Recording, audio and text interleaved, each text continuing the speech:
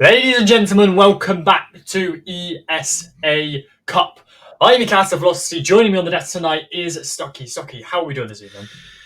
I'm good. I'm hyped up for the game day, the first cast since the finals of last season. Well, in my opinion, we have three banger matches upon of us, and I think you think the same. But you said before we started to talk here live to you guys that you don't know some of the teams, so it's it's a little bit cheeky for you to tell which teams are better because, as we can see, Minions AGM is the first game of the night. Minions and AGM are both teams who, know each other very well because the AGM roster is basically the old Minions roster. So A bit of a rivalry, maybe, we have that's on right. hand for us. Yeah, our first map of this evening then is Minions AGM. And as you mentioned, I think we may have a bit of a very, very good matchup on hand this evening. Cool. So if we head over then, Stucky, to our community vote, we get to see what you guys think that the match is going to be for tonight. Personally, for me, I've only seen one of these teams. I've got to say Minions. I don't know about you, Stucky. To be fair, I just saw the Minions play. The AGM roster played some matches, but I didn't watch the stream. Shame on me on that one here in ESA. But it's a hard choice for me. As you can see, the social vote also is 50-50.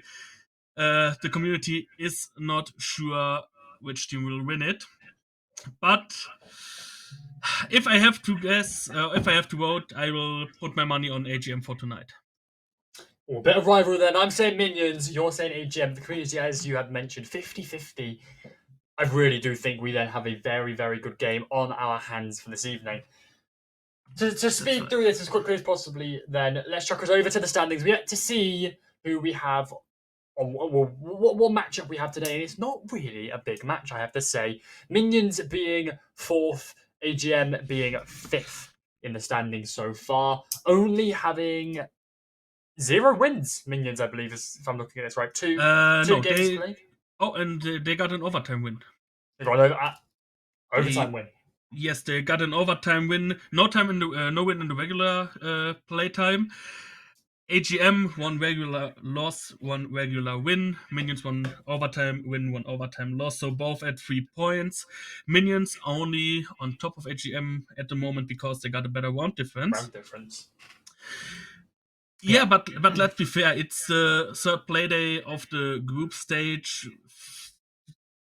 Everything can change there. One win, one clean Exactly. win would be 3 points for one of the teams, and they would set themselves on top of the groups. So Yeah, and if we look at this here as well, yeah, if we look at Minions, yeah, they win this. They win this game. They jump to first quickly. Then, while we're on the topic of the game, let's sprint over to our map bans this evening. We are on Clubhouse map one, a very good map when it comes down to these very, I wouldn't say big, but these decider matchups here, yeah, Stucky. that's right.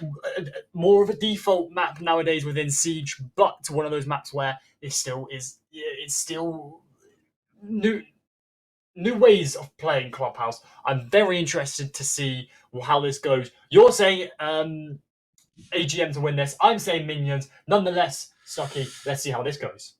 That's right. Let's go into the match as we see the lobbies. Not the video. And now Clubhouse. What? What is Let's this? go. And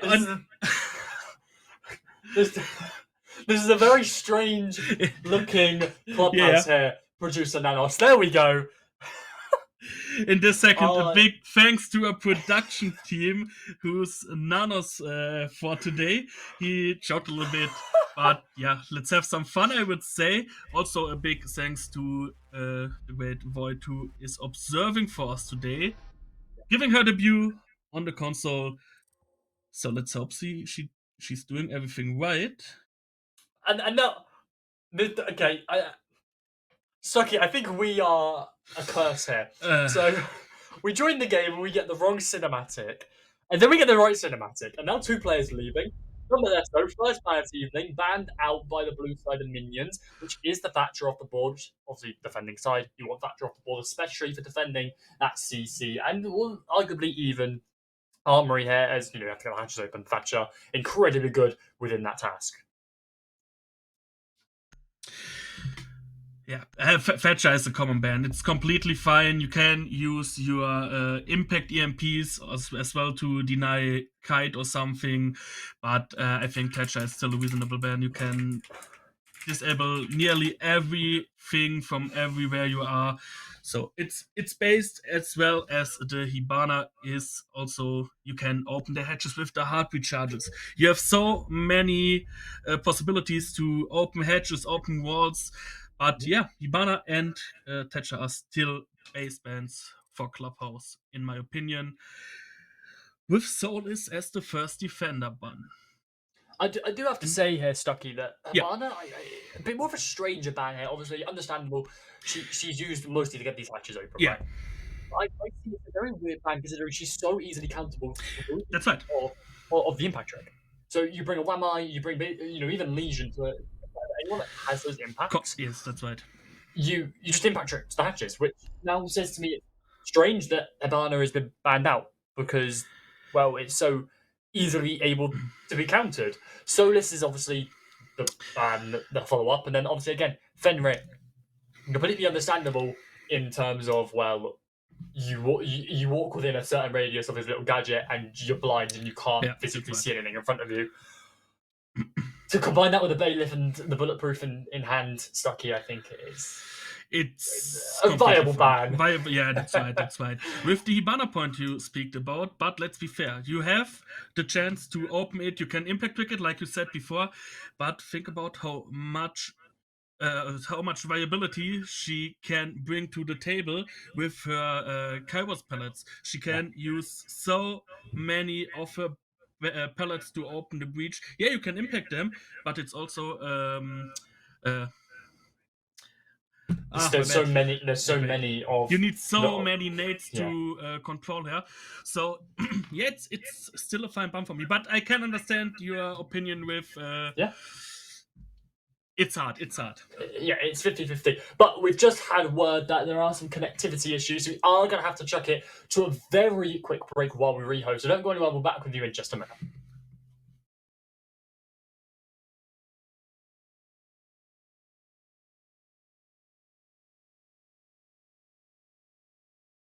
Ready when you are. Ladies, gentlemen, we are back. It is Clubhouse. I'm still Velocity. Still joining me is Stucky.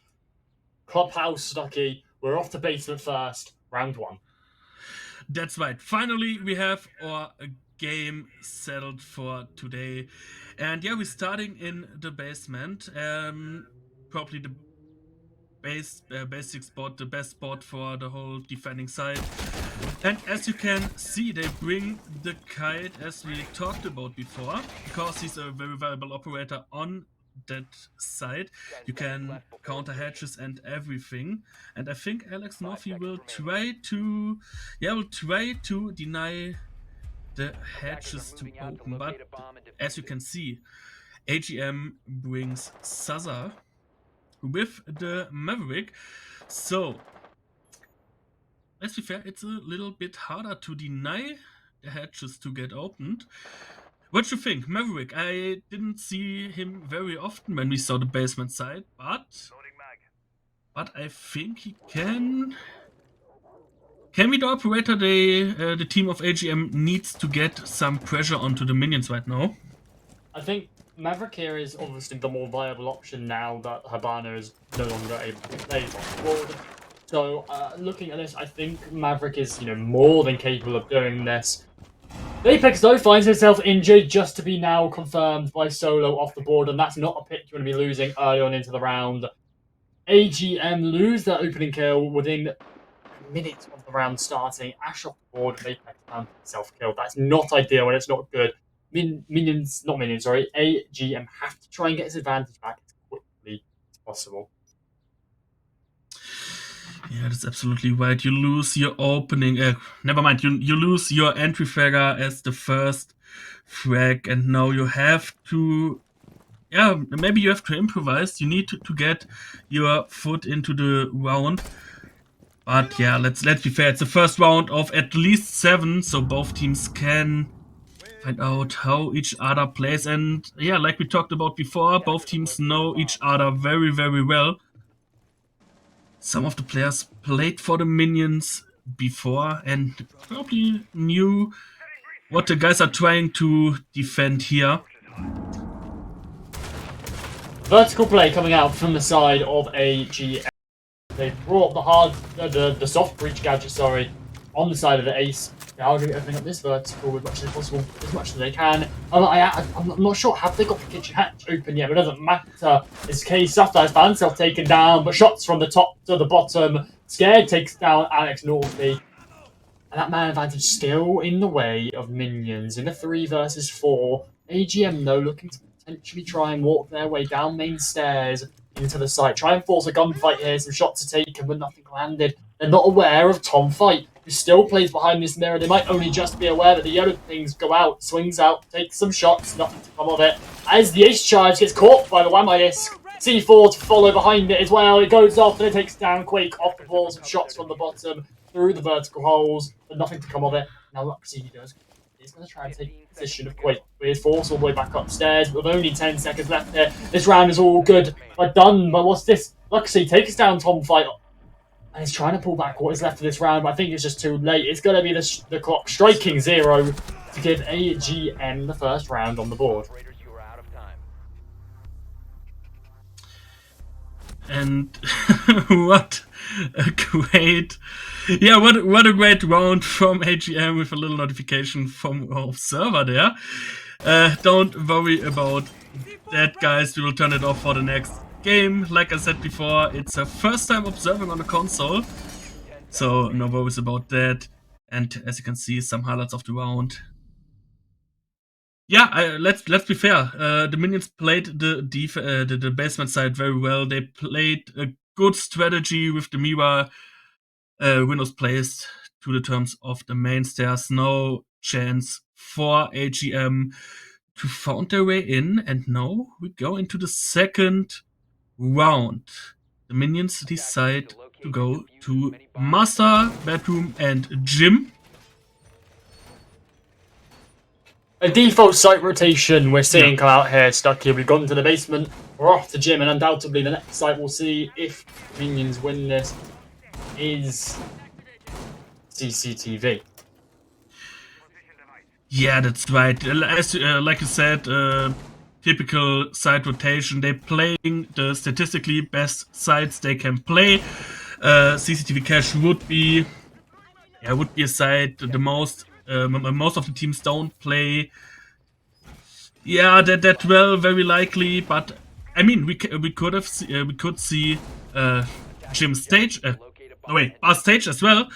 But yeah, let's see what they do in the top floor. They playing the whole site with CCTV and Cache. Bandit in the mix. They will try to deny the CCTV breach, but also set the entry in Garage with Vapex, denying the first of the 2 mirror windows from below, from kitchen. And now tries to get his impact as well. A slow start from the side of AGM. They have managed to get the construction single wall open, but my question here is why is it soft, but it's so low to reach off of the soft wall, of the very questionable soft wall. It does find 1 Vapex off the board. The second time that opening kill has been onto him. Nade from below goes out, does nearly hit the teammate of Quake. No damage to come off. Oh, he was outside, I thought he was inside. Nonetheless, main breach has been opened, and now they're going to be trying to work this CCTV side and trying to be working and trying to get that map control as best as they can. As we do see the sledge of Larry, who does walk up the red stairs, is spotted by the beeper, and he is now going to be contested greatly from construction, and he is going to have to try and force anyone that's playing in there out through the use of his grenades, through the use of the single drone he has left in pocket, makes the rotate into CCTV for his teammate, and now he's going to be getting the cache single wall open. Yeah, they still have much way to go to the spot, but Tom Fight waits on the pre-opened mirror window with a C4, just waiting to get some hits there, and I think it was the C4 from him. It didn't do much of damage, but Tom Fight strikes and get down Larry. Hair in the pool with the flank. Quake out. They didn't have him on their screens. They didn't know he flanked the red stairs, and now it's on Saza to refrag the whole thing. What he can do, but it's solo with the refrag. And now we have a 4 against 1 situation. Scared. Yeah, Scared needs to step up for AGM. No, otherwise it would be the 2-0 for the minions. And yeah, Scared is solo. Whoa. I think the main issue here for AGM is they just took too much time on their execute. They got down to the 45-second mark and they weren't even in construction yet. I don't even think they had any of the main hatches such as Logi open, and it was just the main issue for them. Nonetheless though, Alex Northey does take down Scared, and it's another round for minions to go to here on Clubhouse. I mean, this softball really... The soft wall and construction really made me question some things. I'm not exactly sure why it was soft, because, well, it's not normal. You see the construction single wall be left soft. Nonetheless, it was, and, well, it worked for Solo, as he did find 1 kill from it, but it then crumbled the side of AMG, because then they had to take extra time to try and be thorough on their clear. And as I said, time being the biggest enemy here at the moment for AMG. They're just taking way too long on their clears. Way too long on really anything. You know, as we said from last round, 45 seconds left on the clock, Stucky. And they weren't even in construction, let alone clear it out. They were just stuck. They were stuck in cash. They were pinned, and then the flank came up behind them. They had no flank watch. And, well, that in itself is appalling. Yeah, that's right. But to be fair, I think they started very well. They just cracked the first mirror window within seconds. But yeah, you're right. After that, they took way too much time to get to gain control, to get into CCTV, to try to clear cache and all of that. They wasted too much time. They need to put pressure onto the minions, but can't make their moves. So, as of now, it's a 2-0 for the minions, who changing the sides to bar and stage. As I told you before, I didn't thought about CCTV and cache. I think the spot rotation has changed a little bit in favor of bar stage to be the more likely spot to play for defenders. And yeah, as you can see, we probably see the first gunfight right now. It's Solo waiting in cache. Because Larry's joining him there. Larry. No way. Larry? What is happening? Larry with a great shot takes down Solo. And it's already minions at that man disadvantage that we mentioned so much previously. They're in that 4 versus 5 now. We have to remember this is bar stage. As you mentioned before, I really like this site. Purely because of the pure verticality you have to take for it, and that is something that minions are doing very, very well so far in this map, in this round. Sorry, they're already taking that vertical play so quickly. There's heavy master gym presence here. Big Pegasus does take down 1 through the use of the. Through the use of the Claymore on the window, does try to jump out, and well, has met his demise nice and quickly into the 3 versus 5 now. AMG gearing up, looking likely for a round here, but nonetheless, they still do have a little bit of work to do. They are unaware of Alex Northey's position, still in gym, still all the way up in Master Gym. Did to shoot the hatch over, which is going to give away his position and his intentions. However, still 5 left on the board for AGM. Time still ticking down though, with only 1 minute and 5 seconds left on the clock, and only getting some of the key things open, such as the walls and the hatches. They're still unable to clear Alex Northey and Tom Fight. The Mirror and the Maestro 2 still upstairs, and the Beeper's going to give away. The Knock crew is going to be trying to walk up the main stairs. Is going to alert the castle of Harrod the Pool, who is going to be able to watch it, and he's going to whiff a little bit on the head, but nothing to come of it just yet. Unable to find the head on it, not allowing the Knock to look up. Quake, though, is in sight, and he's going to be trying to get the plant down. Larry finds 1, instantly refragged onto Quake, and that's the plant down. Defuse down, 1 more kill to come out, though. Case Suther to fall, Larry to instantly be refragged, and we were talking about the case being down, the plant being down. It's going to try and go down once again. As Vapex tries to get it down, shot from above, but scarred to close it out. And as you can see, the boys of AGM can play great Rainbow, can play great Siege, but you said it before, they still took some time to step on the side. They need very much time to get their action straight. But I mean, they won the round, as you can see, scared with a beautiful highlight right now as he tried to shot the proximity alert. I mean, it's the first round for them. They won by stage. It's I want to be harsh to them, but it's a must. It was a must-win round for them. Yeah. Just to stay on track for now. But yeah, let's see what they can do for the basement spot again, because the first round wasn't very well played for the guys of AGM. They need to step some of their things up, otherwise I think the minions will have their nose in front. So let's go. From the strategy the minions playing, I think it's the same as in the first round. We have the mirror, we have the kite, as well as Goyo, Mute, and Wamai. So no changes to the first round. 5 seconds to insertion. Minions at the moment, they seem to just have that momentum behind them. Yeah. And that's the thing AMG is struggling to counter. Momentum is a huge part of Siege. And you got to remember, this is a best of one. The team, 9 times out of 10, the team that has the most momentum is the team that goes on to win it. So, Minion is looking very good at the moment. Very good. Yeah, that's completely right. Minions just need to play a little bit faster, in my opinion. They need to put more pressure onto the defense side. And try to steal some spaces in a shorter time area than they did before.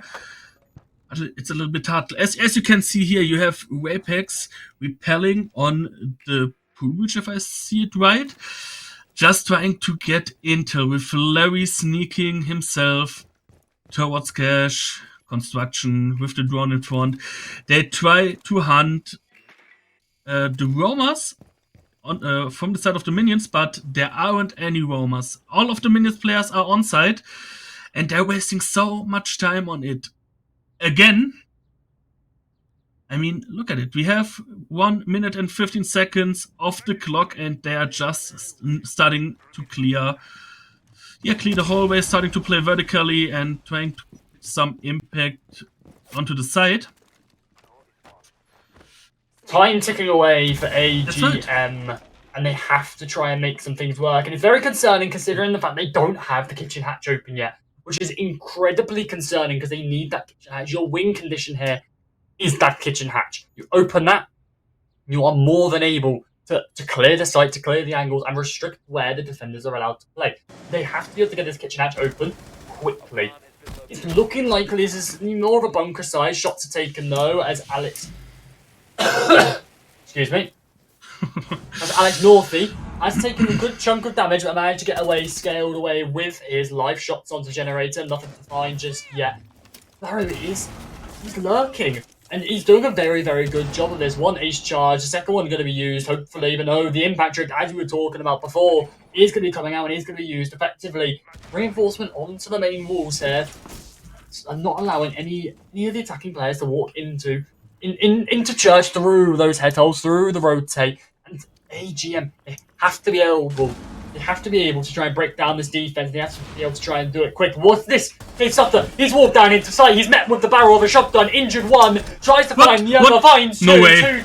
Two to be injured. One to fall though. Through a team kill, but it's killed within quick succession. But it's Quakey to instantly respond, instantly answer back for Solo to say no, and it's going to go to this 2 versus 2. 7 seconds left though. They don't have Case down in hand. Tom Fight, the key player in this, is Scars tries to score back what's left, but it's Solo, the last alive, and the last to find a kill. This goes in the way of minions. Let's be fair, I just really don't know what happened in that round. As you can see there, the Maverick just tried to open the hatch. I don't know if the church hatch was opened. But I think so, to be fair. But yeah, as you said before, the kitchen hatch was closed. They impact clicked it. They tried to open it with the ace charges with the Selma. But after that, they tried to push on the side, sneaked in. The minions played it out very well, and it's the 3-1 lead.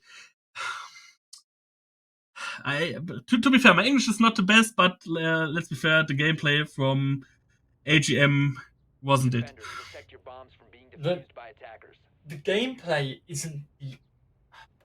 I don't want to say the gameplay is not the issue. The issue is AGM are just missing those basic fundamentals of competitive Siege at the moment. The issue being is Okay. you're looking at the clock. You've got 30 seconds left, and you don't even have an execute set up. You don't even have hatches open. You don't even have anything set up ready to go to aid you in your execute. And you're trying to force the gunfights that you can't win. You're not able to isolate them into your favor so you can win. So you can be at that advantage. So you can always edge that opponent. Just that you can always be that one step closer to getting that round win. And the issue is AGM, they're not doing it. This is Clubhouse, one of the most basic maps in the game. And it's very concerning to see that with 30 seconds left on the round, none of the mid-floor hatches are open. None of the site hatches are open. The one key hatch you need open there is kitchen. And to see that not being opened is very scary. Very concerning. Yeah, that's right. But that's the case you said before. No Hibana, they didn't even bring heartbeat gadgets or impact EMPs or something like that. They just tried to open it completely with the Maverick. Yeah, which is not to play. Maverick is a strong operator, but I think for a map like Clubhouse, for the basement spot, it's not the best operator you can use. You can try to pick a thermite, pick heartbeat gadget, bring a Docker AB or something like that. Impact nades. It would be a lot easier to try, and as of now, AGM brings some aggressivity to the mix. And we got Solo TM and Heronpool already out of the game. With Rushaya can take a little pressure off the team from of the minions with the frag on Sava. Ace out of the mix, one hard breacher left. But the question I'm asking myself right here, can they play the whole thing better this time? They got CCTV and cache control. As of now, they're playing fast, but can they bring the step to the next side? Can they bring the step to construction? Alex Northy sneaking around the kitchen hallway, trying to save Tomfight, I think. And No is going to flank through Bar. And this is the pace we like to see for AGM. They've slowed things down a little bit. They've stalled out a little bit. But this is the pace we like to see. They've taken the map control and they're using it effectively. The 2 quick kills come out, but Larry to instantly respond. But Russia finally is waking up a little bit now and takes down Scar and leaving Larry in this 1 versus 2 position. Looks towards the main stairs, looks to potentially try and find the 1-9 to be a double swung. One from Con, one from Jim, but it's Alex Northy to claim Larry off the board, and that's around AGM. But let's be fair, it was Alex Northy who's starting a small flank through Bar and just holded an angle there. I don't think that AGM knew about him with we saw his skill on the just rotating attacker there. I think it's a little intel issue that the guys from AGM dealing with right now.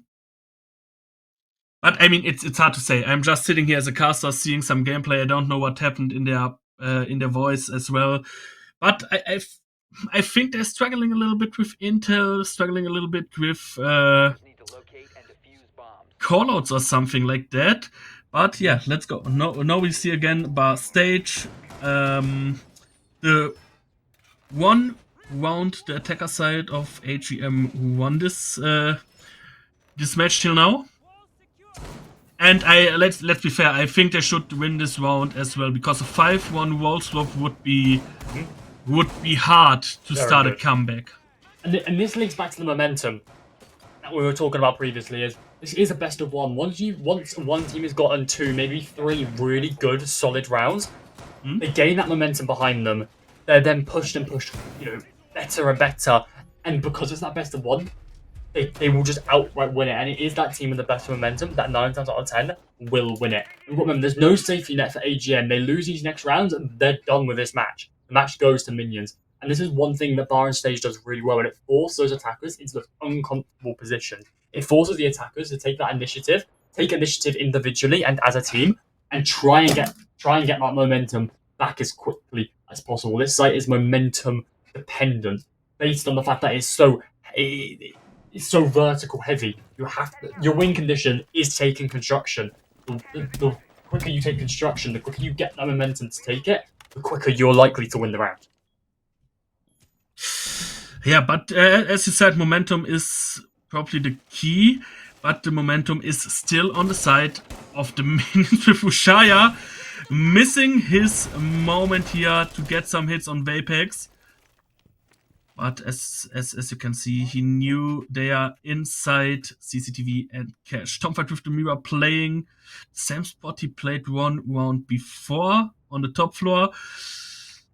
And the pace is settled. They are very slow again, in my opinion, with Saza trying to hack some gadget here, so Scared can make his move over the main stairs onto the kitchen hallway to get some sneaky kills. Nurk, I mean, she got nerfed, but still is very, very OP. And as we can see, he can make his move. Vapex with the opening frag, Alex Novi out of the mix. One man down on the side of the Minions. With Solo trying to sneak down the main stairs. Larry can get to Shire.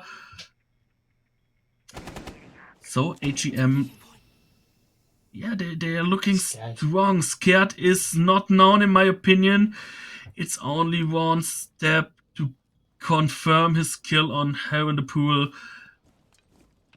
But he's waiting. AGM plays patiently, trying to scout everything out for them, and now it's the time for Scared.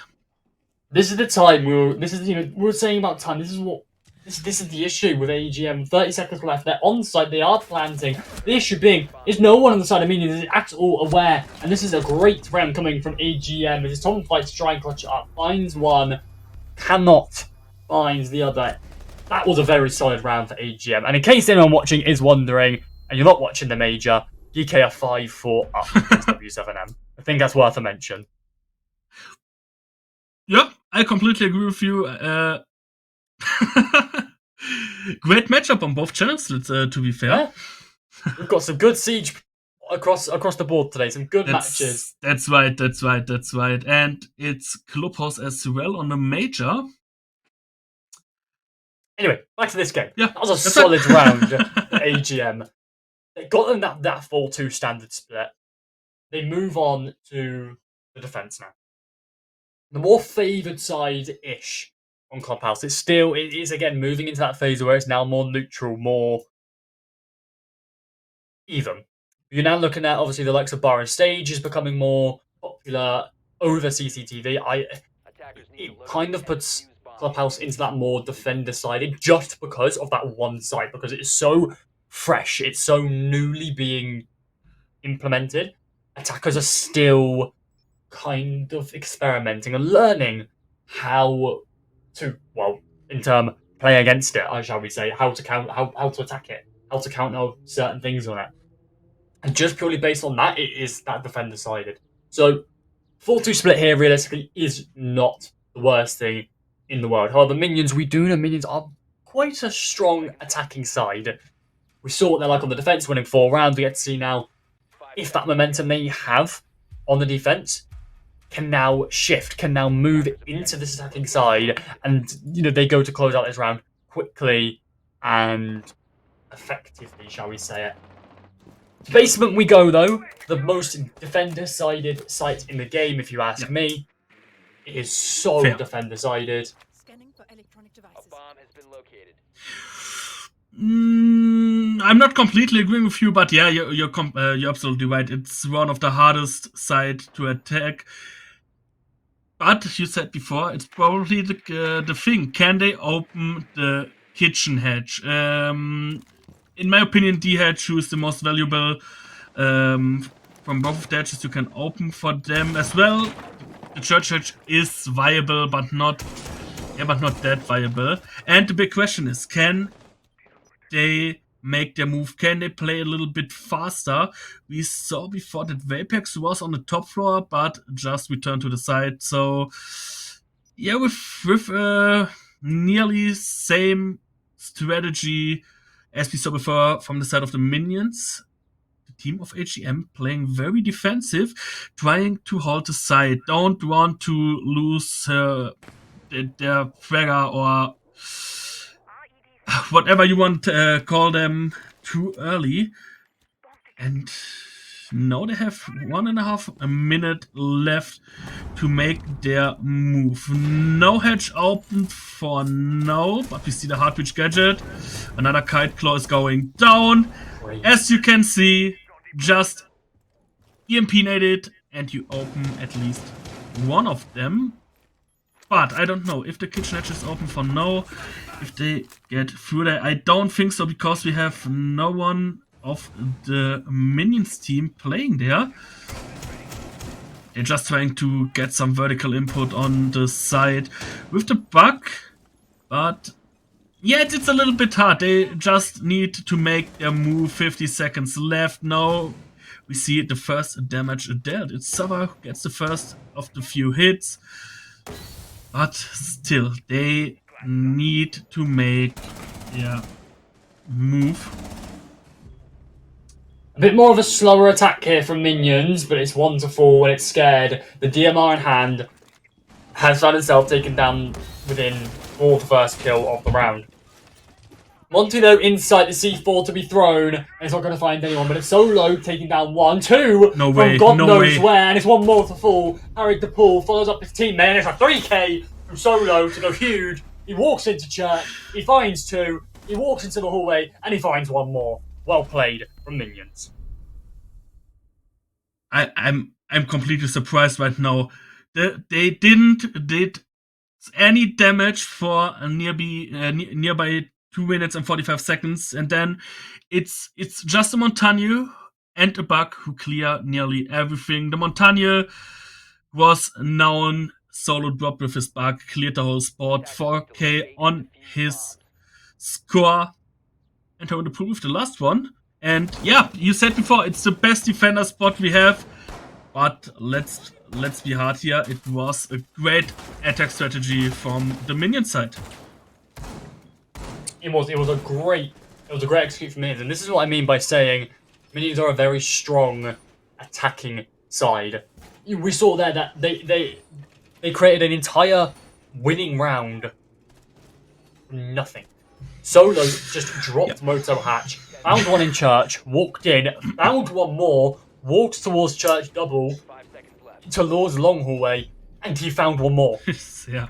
Absolutely To locate a bomb and defuse. ludicrous how he's been allowed to do that. Not only that, the Monty enabled him to do that because of the information that Monty gathered just by looking through those head holes. He was able to drop Moto Hatch confidently, and not only that, was then able to confidently find at least 1 kill, even if he then got traded afterwards.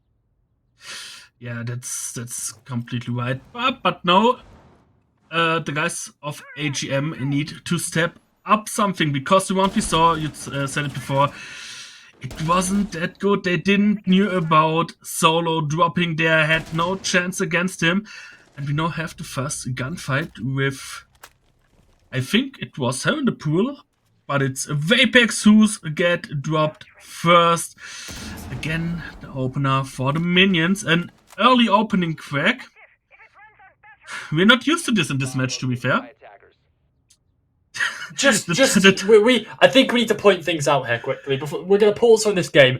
DK have just beaten W7M 7-5. I just saw it. We have the major on next to us. We have to watch the major while casting. GK, the underdogs, have just beaten W7M, current major champions. That is amazing. Anyway, back to this game then. Damn. Yeah, I mean, let's be fair. Just in the time we talked about the ongoing major, we probably missed nothing in this Probably, game. yeah. AGM. It's AGM have lost the opening kill. It's Vapex the 4 on the 1-eye, and it is. Vapex is having a bit of a struggle game here. 2-7. He's not really. I don't want to say it. He's not really woken up too much yet. However, Twitch of Arid Pool is going to be trying to get those cave claws off the blue hatch. Not a crucial hatch to have open, but it's always useful to have it at your disposal. Larido does take a chunk of damage, puts himself way below half HP, around the 25 HP mark, and that is going to make him. Have to play a bit more passive. He's going to have to play a bit more safer, a bit more like he doesn't really have a life. And he's going to have to sit back inside. Scared though, even out that man count, put it back to neutral, but does get a very fair trade and puts himself down in incredibly low HP. One bullet, but there's Monty. We were talking about it last time, and we're going to see it once again. He's dropped the motor hatch already on the head hole. Takes a lot of damage through the C4 thrown by Mira, I do believe, as Cade still has his in pocket. Solo tries to walk in, but this time it's not going to work as it's scared to shut him down. And now puts us at 3 versus 3. The neutral man advantage, but not for much longer, as it's a 2 versus 3 now. K-Suffer does take down the Monty. That's a crucial pick, and they're going to need to try and win this game. It's K-Suffer to take down Tom Fighter as well, and it's a 1 versus 3 for Russia. This is all but an AGM round. yeah, and like, it was again, as I said before, no hatches open. It's way you get no pressure. You need to find your way through blue dirt or the main stairs, and it's hard because it's so much easier for the defender to hold the sides they need to hold, and that's hard. That's the round where I say, okay, they probably could use an Maverick or something like that. But yeah, okay. I mean, come on. They just won 1 in the basement, just lost 1 right now. The minions can make their way, or can they make their move in the next round. It will be gym bedroom, as you can see below. It's interesting to see. I mean, it's a basic map. Clubhouse is a basic map. We are seeing nearly the same lineup, and we'll see nearly the same strategy on the sides of AGM as we saw before from the minion side. It's you can define a map completely new when you play it. Yeah. But the question you ask yourself there is, can the attacker conquer it?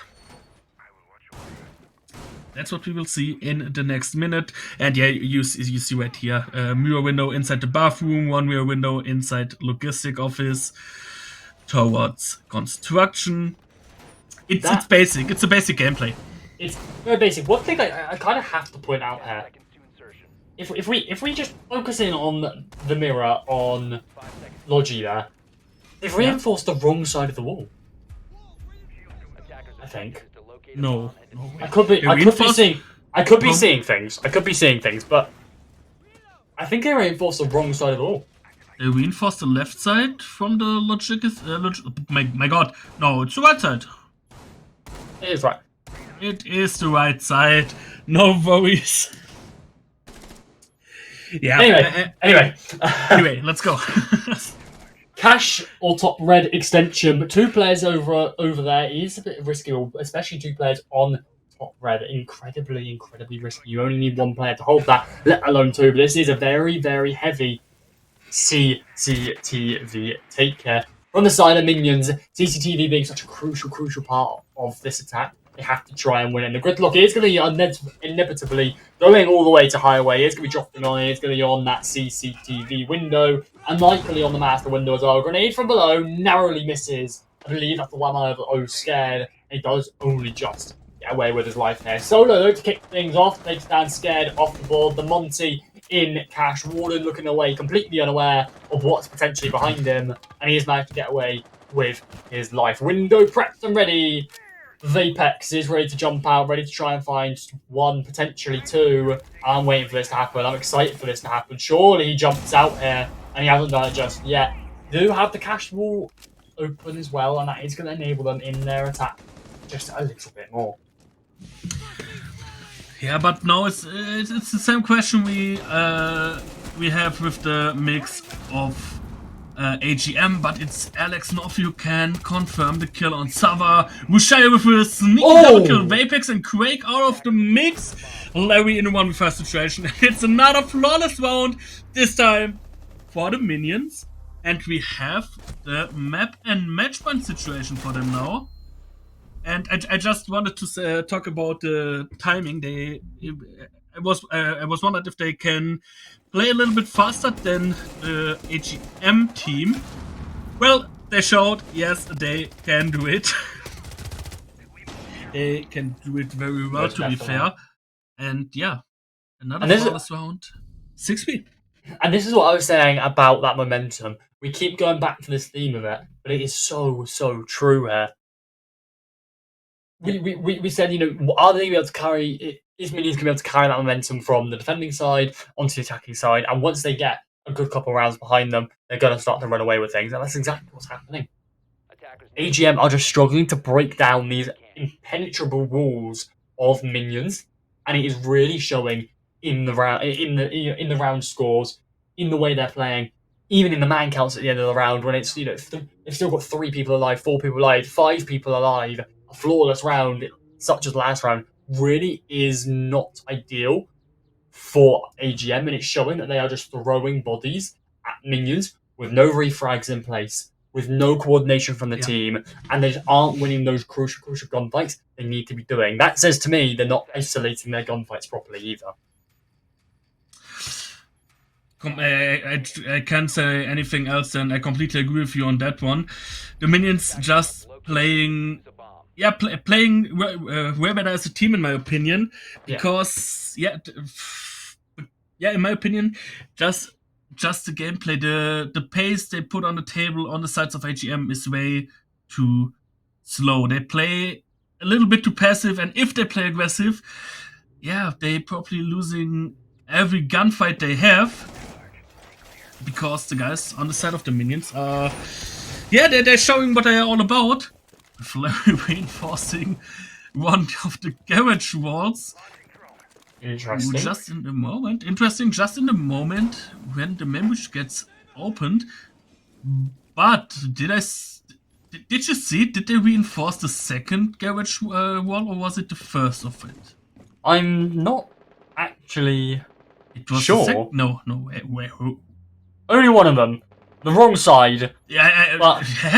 But we go with things. We have the one line contesting CCTV, Swan by 2, Russia is the one to claim it, and another one to fall nice and quickly, Larry off the board. This is the Minions we're used to seeing. This is the quick, the powerful, and the almighty Minions. Tom finds one more. Solo's takes down one more, and is left K-Stother in that 1 versus 5. Finds one with a nice shot, potentially to find the second, puts it for the 1 versus 3. The Monty incredibly low, technically a 1 versus 2 if you count the Monty, with only the pistol, and he's got a full shield up. Isn't going to be able to try and find the kills. Some shots are taken, and it's 1 to 4. It's the Monty we were mentioning before, has taken down K-Stother, and it's a Minions game. It's a Minions map, it's a Minions round, and it's 7-3 to Minions. But let's be fair, what was that? What was that round about? Alex Northy played his Montagne completely aggressive. They played him so well. They played so well with him.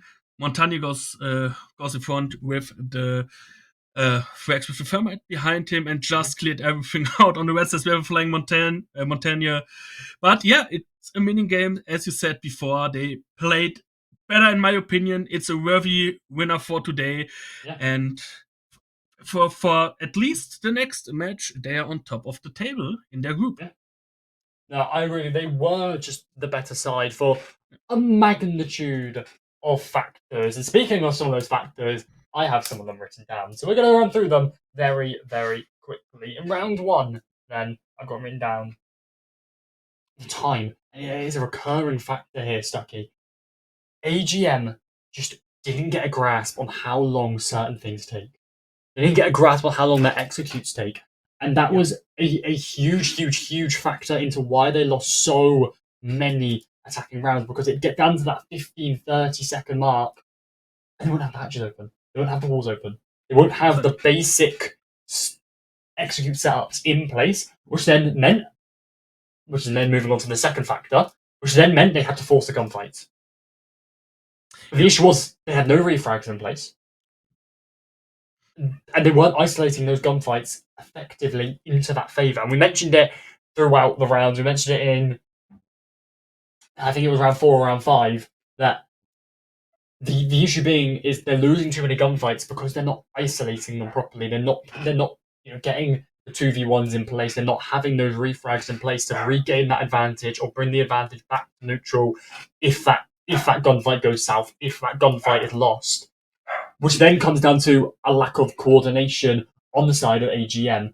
Unlike if we look at Minions attacks, they always were doubled up. They always had those refrags. And even if you look at Solo's 3K on the basement attack, On the basement drop, yeah. It was a 4K as well, to be fair. 4K, he dropped. yeah. But if we're looking at 3K, he dropped Moto. Yeah. He had the Monty gathering that info for him. He found one playing behind the mirror. He then found another one rotating in from long hallway, and then proceeded to walk into long hallway, or towards it at least, and find the last guy who's playing behind those racks, who's playing behind those shelves, in a unwinnable position because he's got one person on main stairs, one person blue, and one person pushing him. That's the coordination that AGM needed throughout that matchup. It's a coordination they didn't have, and it was evident in those rounds lost, in those man advantage, in those clutch situations, and inevitably in the final scoreline. I completely agree. That's the thing I mentioned the whole round. It was a Minions map. AGM took too long. They didn't find the gunfights. They showed, I don't want to say they showed fear, but the Minions were the better team, and they won fairly and squarely. So let's. Yeah, I agree. Minions. It wasn't even a case of they were a better side. It was just they just had that confidence going into it. AGM we got past the first 2 rounds. Both it kind of looked a bit scrappy. It looked a bit back and forth. AGM looked like the better side on paper to start off with, right? Despite them losing 2 rounds, we have to remember a round loss isn't always the worst thing in the world. A round loss isn't always a bad thing.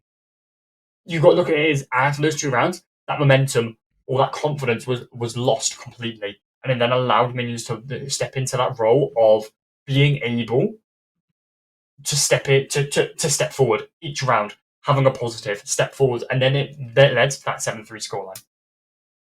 Yeah, that's completely right. But for now, I would say we go to a quick break before we see you again with the second match of tonight with the British side of Pulse Nation against Before Effect. So grab yourself some drinks, grab yourself some snacks. We will see you in a bit.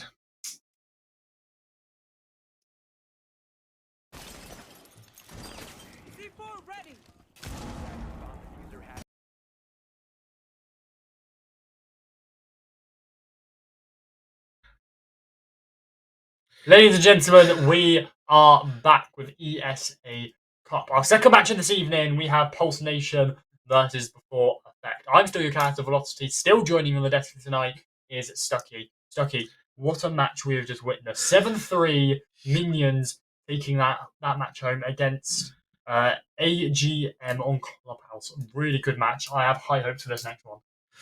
I completely agree with you. And that's said with me, as I'm not the biggest Clubhouse fan on myself, but yeah, the next match we have Pulse against Before Effect. I think it's an interesting game. Let's see what the community thinks about the whole thing. If we have another 50-50, or will it be clean? And that is a landslide. Wait, wow, it's very sided for Pulse, 83% to 17% on the side of Before Effect. I didn't thought about that, but let's be fair, I don't really know the team, the gameplay of Before Effect. It's a little bit hard for me. The guys from Pulse Nation, I casted them already. I observed them already. With Before Effect on the opposite hand is a team. Yeah, I didn't know that much of. But yeah, I'm all hyped up for the game, and I would think let's have a look on the map bands for now. Let's see Oregon. which map they will take us, and it will be Oregon. Another map I personally don't like that much. It's way better than Clubhouse in my opinion, even Now. if it's Bowigan. Controversially, in my opinion, I quite like Oregon. In terms of, if we're looking at things, we saw that community vote being 83 to whatever it was. It gives these teams now, like before Effect 2, clearly haven't really shown too much light so far, given by the community vote. Get them to show what they really can do when it comes down to who is the better team. Because that's all Oregon is. It's because the map is so default now. The map is so every single player in competitive Siege, whether you be on Xbox, PS4, PC, Nintendo Switch, whatever, you know how to play Oregon. They know how to play it. So it literally does just come down to it does just come down to who is the better team, who has the better coordination, who has the better gun skill, who has the better communication. It just comes down to who is fundamentally the better team. And that's one thing I do like about Oregon.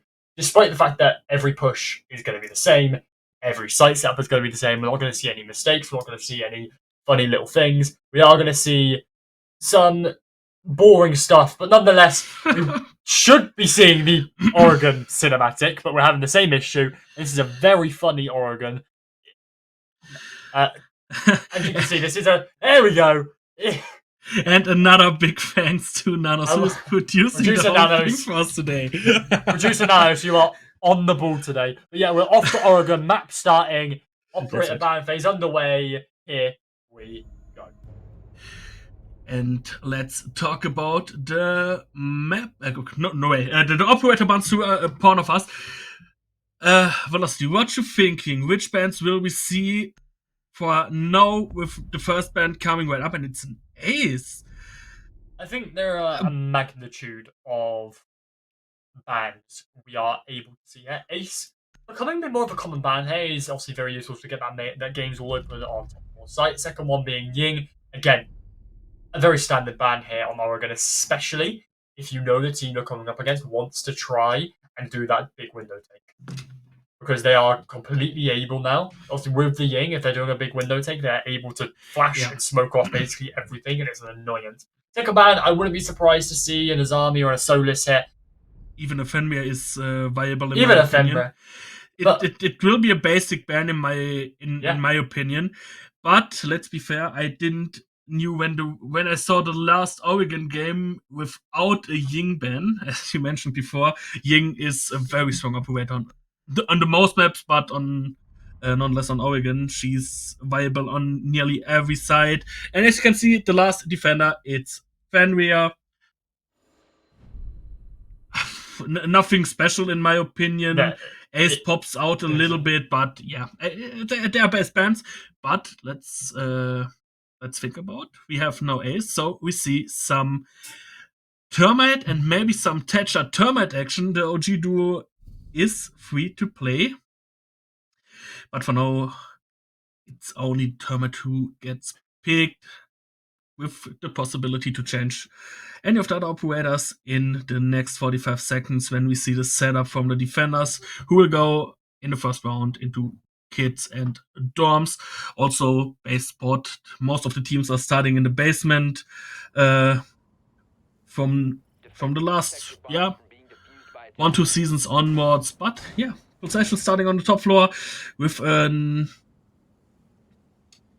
interesting lineup in my opinion. We have Legion as a trapper, we have an basic warden, we have Jäger and Vamai as utility catchers, and Mewtwo will work as a breach deny. At least I'm thinking that's what he does in this round. I'm really a fan here of this Legion pick. As we know, Legion has had a bit of a buff recently, getting that secondary shotgun. So I think he's now becoming so much more viable than what he was previously.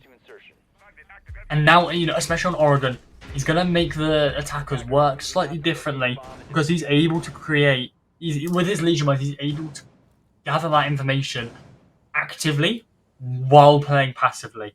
And that's one thing that people fail to recognize is if you throw a Legion mine on, let's take top main or top armory for an example, you can play in the basement and still get that information of where they are, because it is an active ability that is going to be able to gather that information. It's not like a bulletproof camera. It's much like a Fenrir. It's a very good trap operator to bring. Nonetheless, though, the thinker of Aaron is going to be walking sneakily into dining. Don't believe he's been droned just yet. But he's just going to be hiding behind the sandbags, behind the desks. Little does he know, the warden does play in kitchen. If he'll out, though, No way! What? Oh! No! Beans finds one with the shotgun, but finds himself knifed, then one more to follow up. Aaron finds himself taken down, but it's another to follow behind it. That's in the Jaeger takes down one more. That's your Maverick and Nomad off the board. Those are two crucial picks off the board, especially the Nomad. You now don't have a flank watch operator. You're now unable to even remotely have any active flank watch, and it is crucial to have it off the board. But what's this?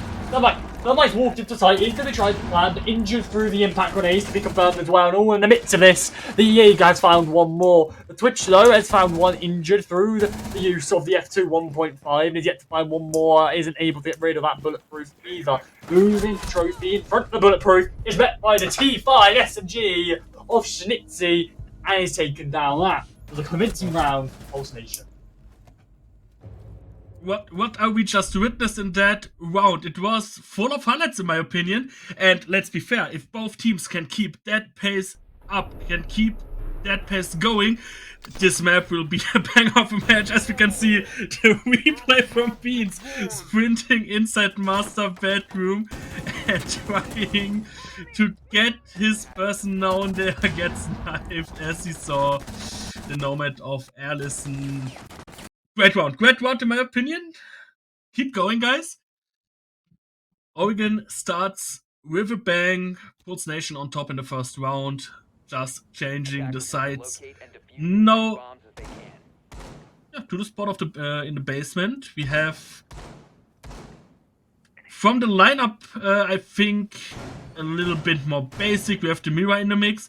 On the other hand, it's the only operator that's changed is the Legion for the Mira. Otherwise, we have one Jaeger mute and one in their lineup. They will play with an elbow rotation. Where will they let a Mankey play? When I see that right, he plays the shield. He plays with shotgun and no, he did not play with shotgun and SMG. He plays with the MP5K and his SMG. So the question is, who will play the elbow spot? Who will be the operator? Likely the elbow player is going to be the Warden. He has those goggles. One, yeah. He has the MPX 1.5. Alternatively, he does also have the SMG 12 in pocket. So it only makes sense for him to play elbow there. The riskiest position for the most powerful operator for it.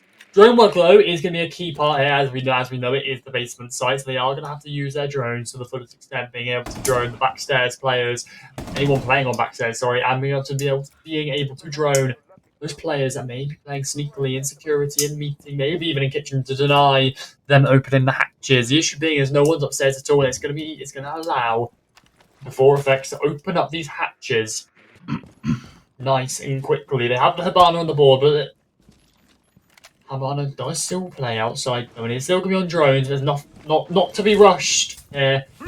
As we still do have a minute and 55 seconds left on the clock. We do see the E-box hatch getting open, and that's going to restrict some of the positions the defenders are allowed to play in.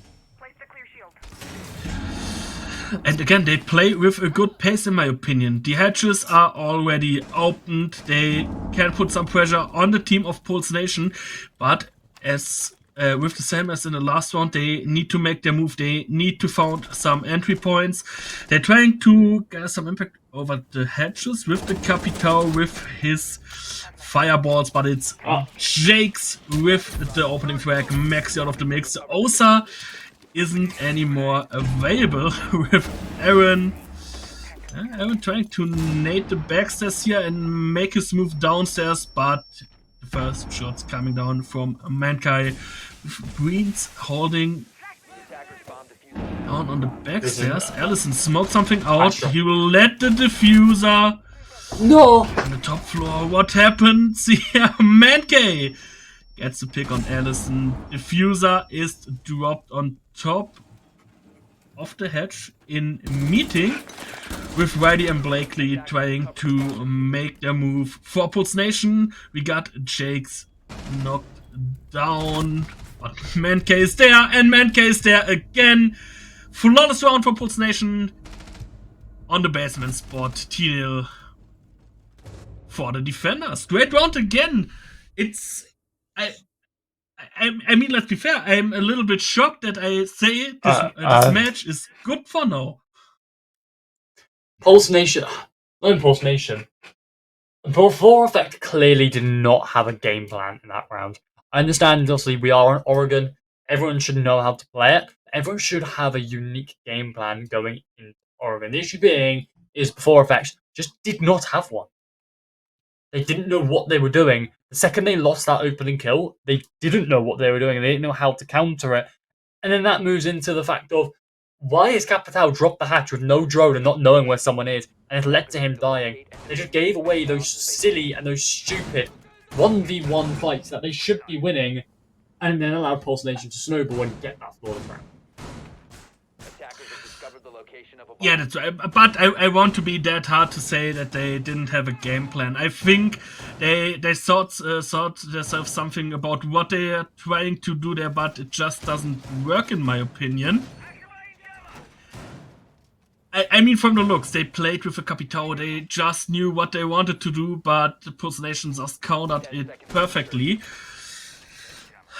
The question is, what happens when Pulse plays there again? Can the guys from Before Effect do something about the strong defense gameplay we saw for now, till now?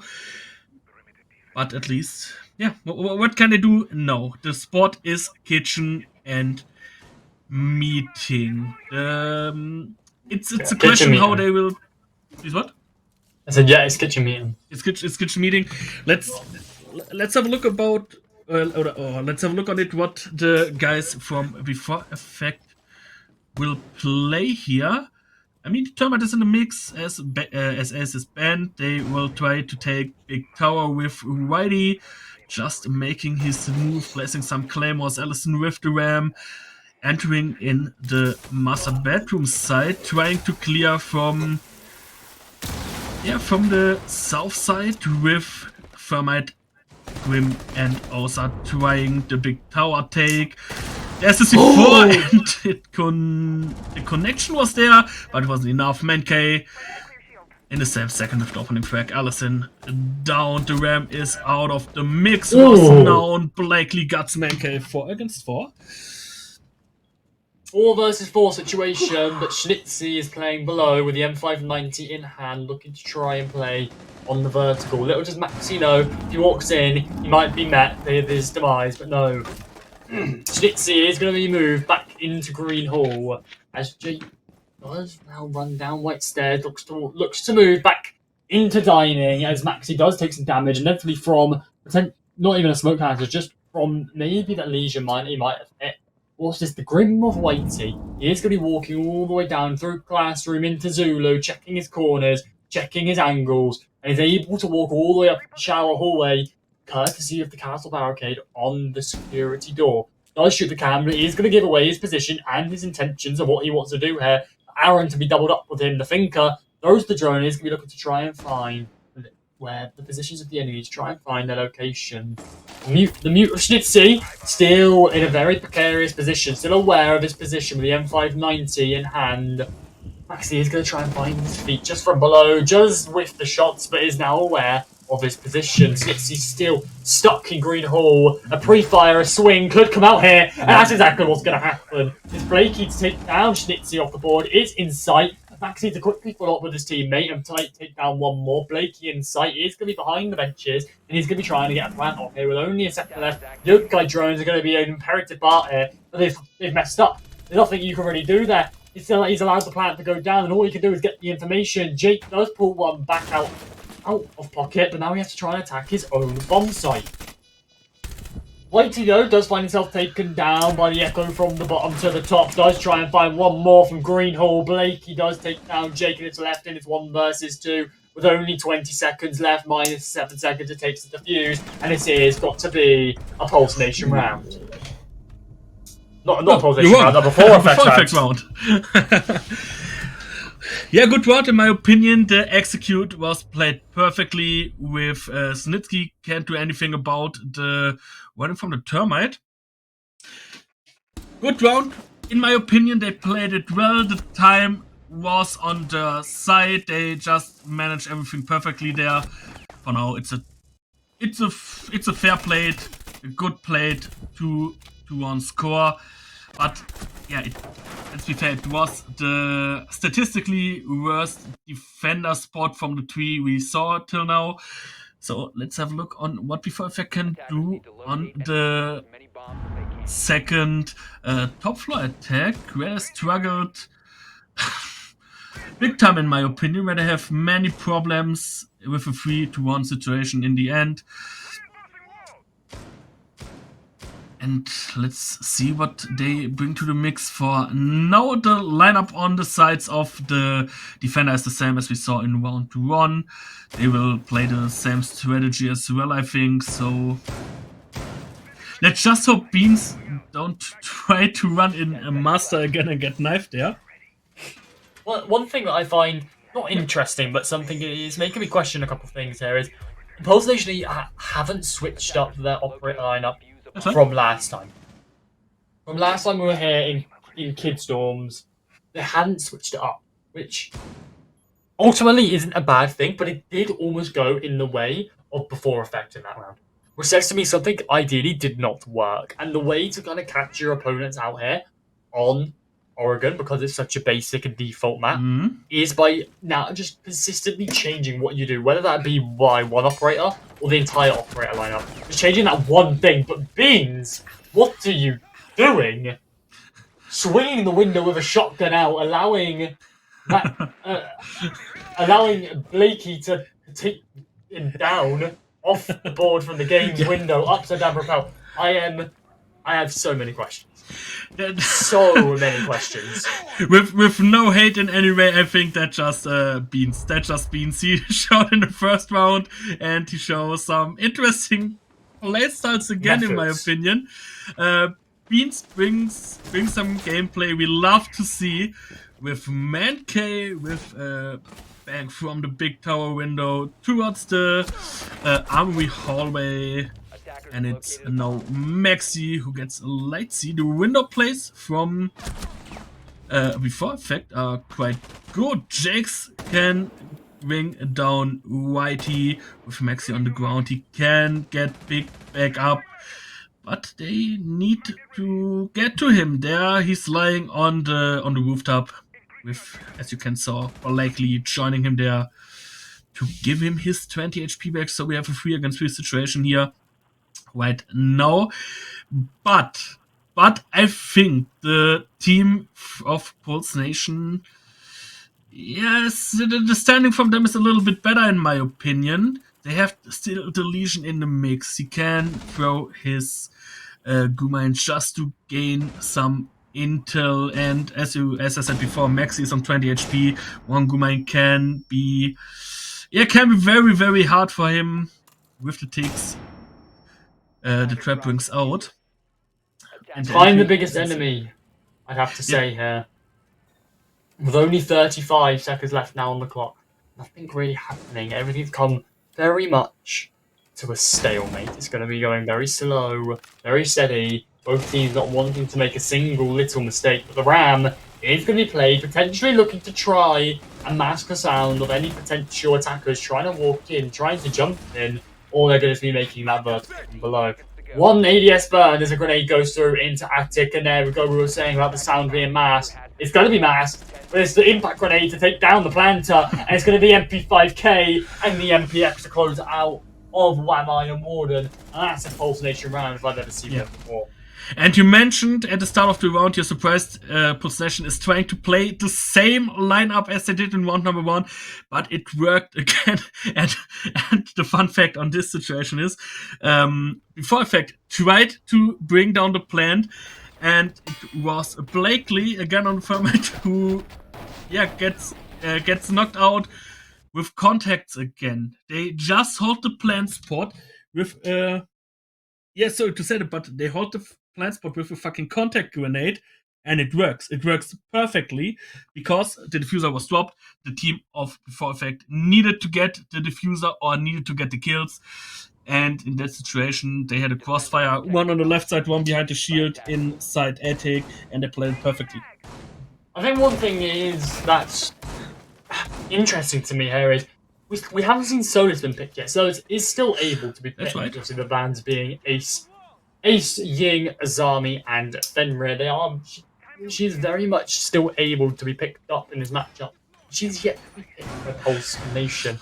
Now, that's kind of a big, not issue, but a huge question mark on the side of what are Pulse Nation planning.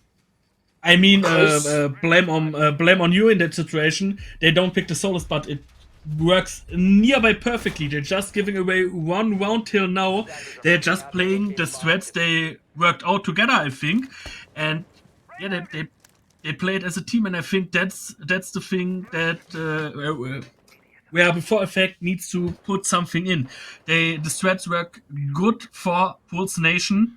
And why should they change? Why should they bring a Solis when everything they do works? And yeah, I think you know what I'm trying to say. Their gameplay, the strategy, it works. Where they should bring a Solis when they don't have to. The only position where they really struggled was the meeting and kitchen area. And as you can see now, the second time we see the basement spot, as well as in the top floor second round, it's the same lineup we saw before with Mira, Jäger, Ramai, Mute, and One. They're just playing the same, and yeah, why change their system when it's working?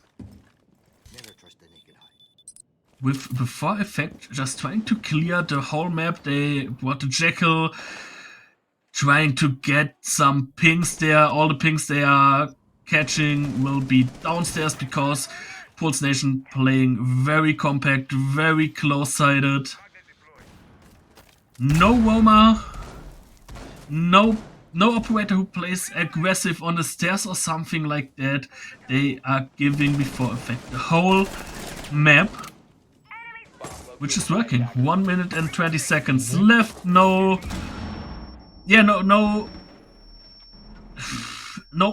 my god, no rooms gained, no spots gained. The basement is still completely settled out with Pulse Nation players, and I just need to get in there. Jake's getting the first hit, and it's Blakely with the opening frag. Surviving with the inch of an HP, and it means no way, Beans. Why are you reloading there, bro?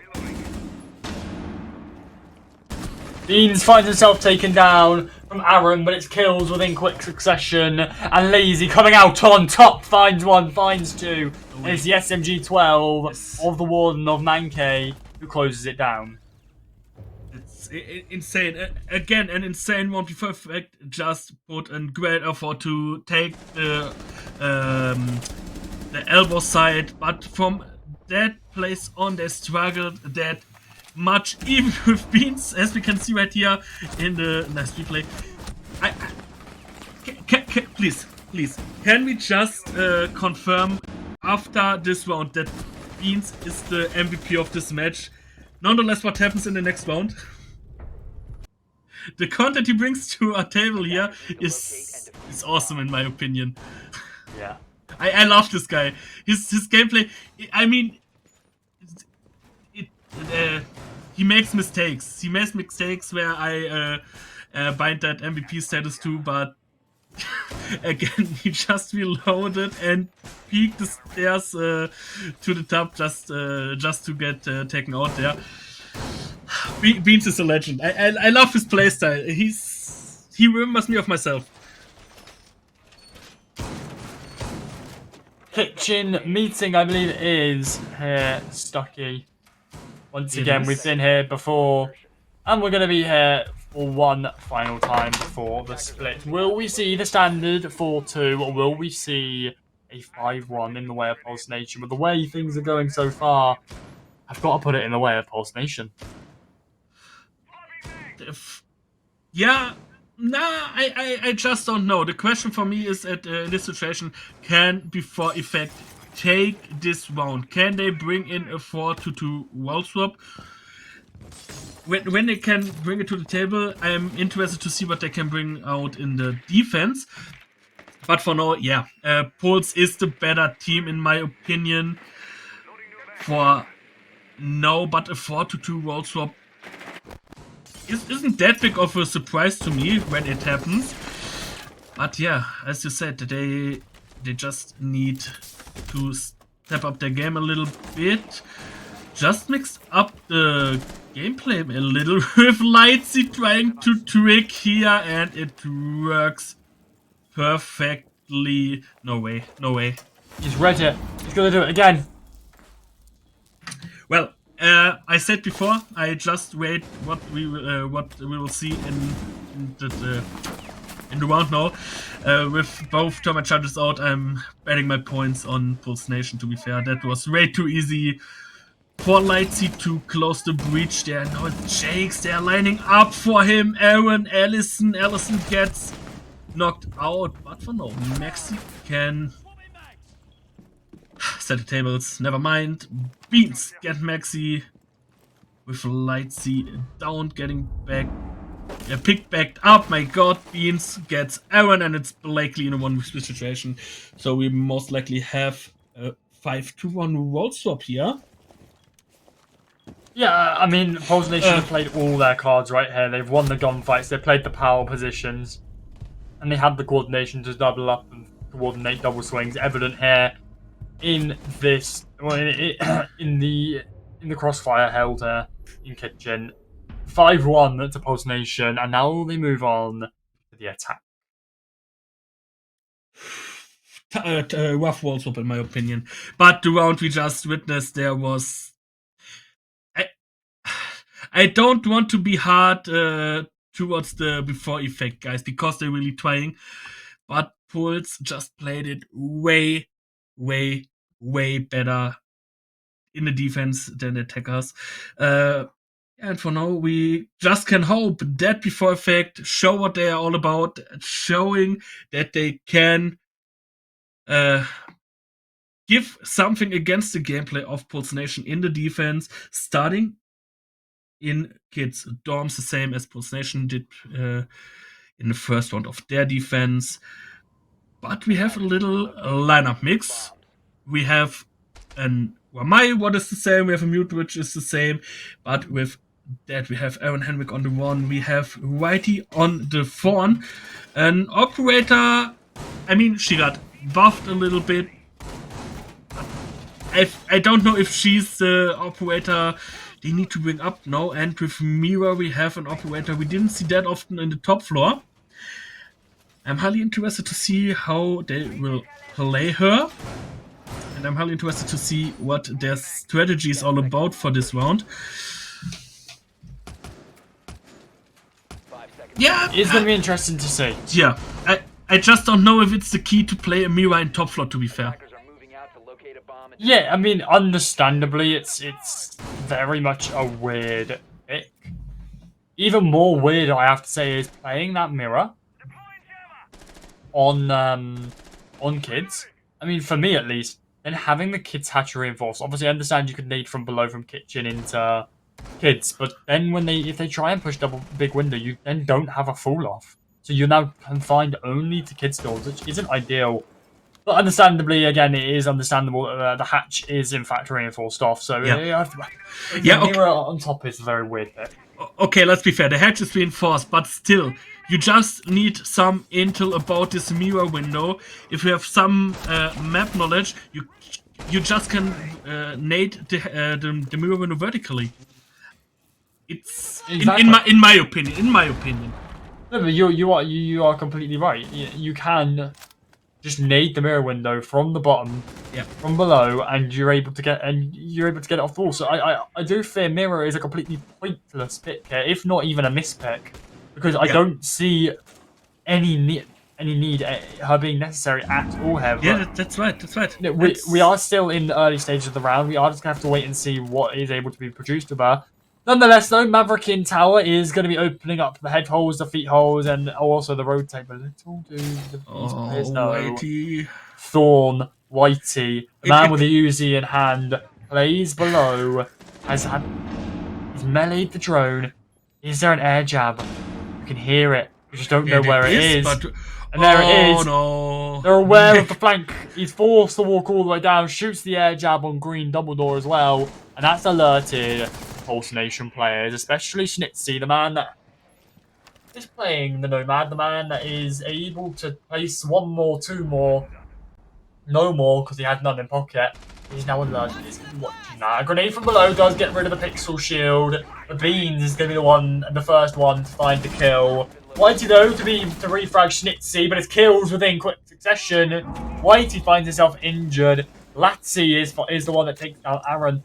Blakey, a slither of HP, is 1 HP, but it's Maxi to even out the man count. Back to that 3 versus 3, but realistically, it's only 2 versus 3, if not a 1 versus 3. You cannot count Blakey in this because he found himself taken down. Beans takes down Blaney and it puts Maxi in the 1 versus 3. Potentially for a big window jump in here, but potentially for nothing. As it's Latzy to take down Maxi off the floor, then it gives Pulse Nation another round. Wow, we have a score of 6-1 for now. The round, a lot of the time of the round looks like before effect playing a very good gameplay, in my opinion. I think it all just breaks down when the flank when the flank of Blakely didn't go as planned because he didn't saw the air jab and he got known that then the guys on the side of Pulse Nation just stepped up the game, playing a little bit faster, trying to take the side and get their kills. And let's be fair, if we have a look on the scores, as we can see right now, it's wait, you get 1 kill till now. He isn't very well playing tonight, and he's not very well playing tonight as a roamer or as a fragger in the last rounds, as we saw him.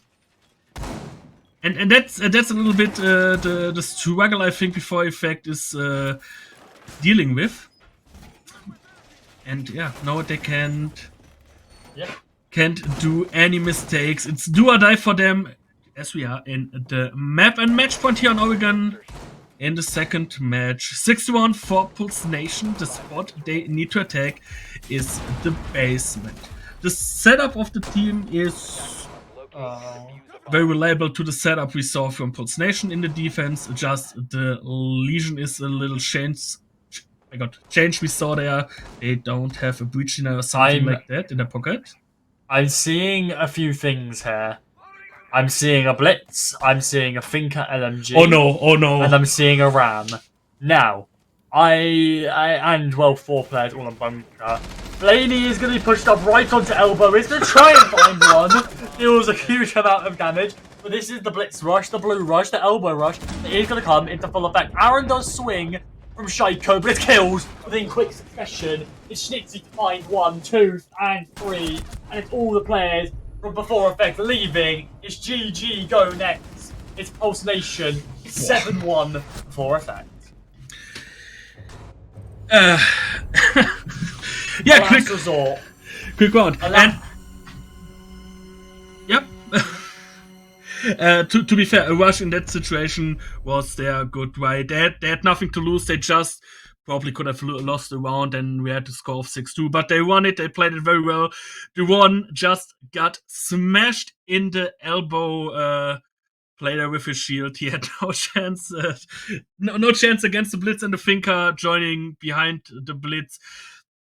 Great round. Great match from Pulse Nation. They dominated it the whole time. And I think Before Effect need to figure out what was their problem there.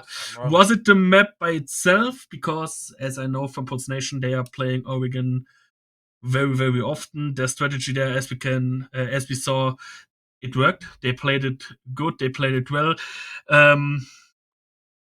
But let's be fair. The second round we saw Meeting and Kitchen, the bandit trick. That can't happen. That can't happen to a team. Both thermal charges out before anything was set up. Rough match for Before Effect, in my opinion. Yeah, the bandit trick was not unfortunate. The bandit trick shouldn't have happened. Yeah. Flat out. You have two players. You should not have both your bandit charges. Not your bandit charge, both your thermite charges bandit tricks just to get that attic wall open. It was very well played from the bandit, but awfully played by the attackers. It in turn costed them that entire round. And honestly, if we're looking at this game, the mental was clearly down, clearly an issue. And if I had to pinpoint it on one round, it's that round. That round has to be the big mental drop. The big mental is in the bin. We don't want to play this anymore. It has to be that round. Because when your entire execute, your entire push, your entire plan just doesn't work and goes in the bin because of a simple misplay like that, your mental is done. Yeah. You don't want to play the game anymore. But let's be fair, you mentioned it already in the second round of the match. The execute, the gameplay, the strategy from the attacking side we saw there from Before Effect, they just didn't have a game plan. You said they have my God, they won't have a game plan or something like that. They struggled so hard with their attacks, and the gunfights, they just run into the scopes of the enemies. Most of the time, it was a light sea. You can clear out everything there, or Mankey. I'm going for now. I'm going with you. The gameplay of Before Effect and the attack wasn't there or wasn't well planned. Yeah, it didn't seem to be planned. It didn't seem to be coordinated. It just allowed Pulse Nation to completely dominate, just to completely do everything they needed to do perfectly. And because they didn't have that coordination, because they didn't have that plan, because they didn't have that confidence, they didn't have that mental, they couldn't counter anything. They couldn't do anything. And it goes back to that point of Pulse Nation dominated because of these many little factors. Anyway, that is our game concluded. We have one more match for you tonight. Pulse Nation take Oregon 7-1 against Before Effect. Don't go anywhere because we have one more match for you tonight. We'll see you after the break. Attackers bomb diffuser has been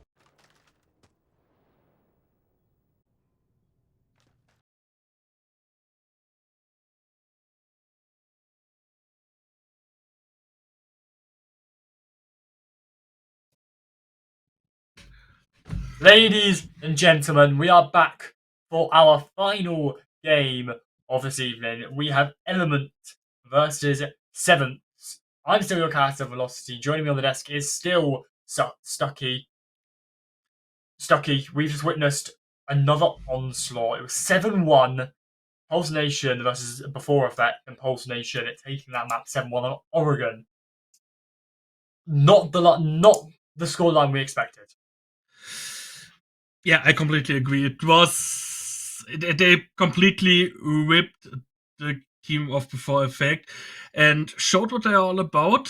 With a look on the table of the group, what we will have after this match, we can see that Pulse Nation is the whole season very dominant for now. But yeah, it wasn't a close match. They dominated Before Effect and won completely. Yeah. Fine, they deserved it. All good. With the looks to our next match, let's have a look on the predictions. And yeah, the community thinks Element will bring that match home. And For me personally, it's pretty interesting to see Element that much in front of Sevens. Former YOD for the people in the chat. Some of you know them better under that name. It will be interesting to see what Element can do in this matchup.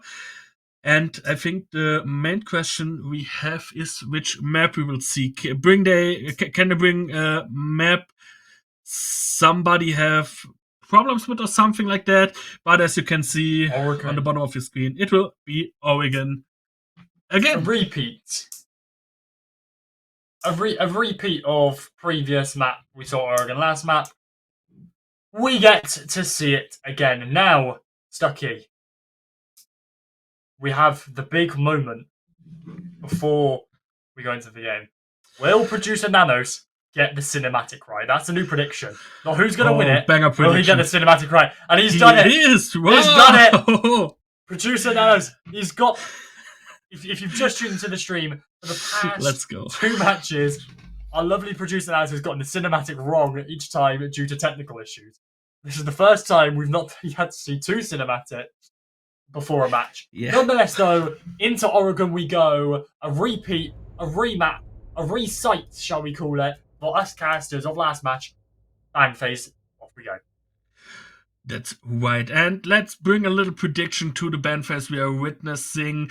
I think we will probably see another Ying ban. Like I said before, Ying is a base ban all the way. But what will be the second attacker we will see? And we will start off with a basic Thatcher. Like I said on Clubhouse in the first match, Thatcher is a ban you can always bring in the mix.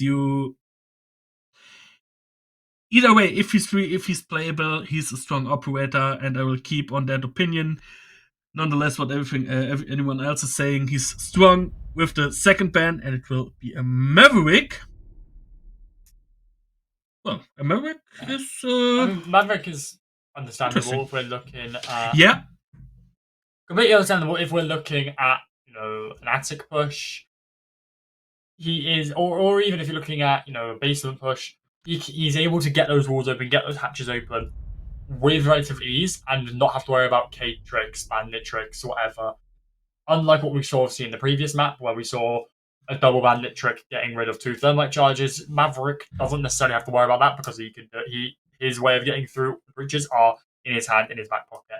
Solus to follow up again. Solus completely understandable, completely normal. What would you expect? She's the IQ of defense, I like to call her. And Fenrir, counterpart, to follow it up. Overall, quite a default ban phase here, Stucky. That's right. Like I said, the Maverick surprised me a little bit, but as you said, it's an understandable ban. But let's be fair. On which sides do you use the Maverick? On Oregon, you use him mainly on the top floor attack, on the Kid Storms attack, for the big tower attack or something like that. You can easily breach it with the right lineup. That's why I'm a little bit concerned about the Maverick ban. But anyways, the team will have something in mind about that ban. They don't ban him because they are just thinking, hey, let's ban Maverick. Why not? They will have something in mind that ban will be viable for them. And let's go into the first round. We will start in the basement side, on the sides of Sevens Esport. From the lineup, we see a Warden, a Jaeger, a Mute, a Kate, and a Sami. Interesting to see. Interesting one. I've got to say, I'm slightly surprised to see Azami not banned out, especially here on Oregon. I like to call Azami the architect of Siege. Yeah. She will change the sites and the map to make you have to attack it in very weird, wonderful ways. And on obviously on Oregon, which is such a default map, you don't want to play against her. But alternatively, she's very, very good because then she puts it to more of a defender-sided map when actually it's a completely neutral map. So she has pros and cons of this, but we normally do see her in see her being banned out in place of either the Solus or the Fenrir. It's normally Azami and then either Solus or Fenrir, prerogative of whoever has the final ban. That's right. So it's slightly interesting to see her, but again, unsurprising. But Ayana down laundry stairs incredibly quickly, not even a minute into the round. They have a drone in sight. They are going to be getting that information. It is going to be shooting up the laundry hatch. His teammates are above, some not even in the building yet, doing this top-down roam clear. And this is clearly a very quick, but hopefully a very effective rush as a grenade or flashbang is called. Forgetting Ayana's now no longer has those frag grenades. But the E-box hatch is going to get opened up. In the midst of all this, the gridlock is making that rotate hole between kitchen and meeting. And as you can witness here, the Ying isn't banned and the Ying is straight up into the mix of the attackers right now. And yeah, as you mentioned before, they are opening the E-box hatch. They are trying to make their way there with the Ying, waiting to get an impact. Snows is the one with the opening frag. Get Shimizu and Maxime just sending it with the second frag. Now the entry into the freezer with Xerox just waiting for his enemy to make his move and just gets him 2 against 5 situation with nearly 60 seconds left. We have Whitlock and Hibana left. Wow. Nonetheless, Hibana is out and as it's no, the Whitlock is out and it's Hibana opening track for his team. 1v4 situation, but it's Nose who can settle the first round. It's 7th Esport taking the lead with a good defense in my opinion.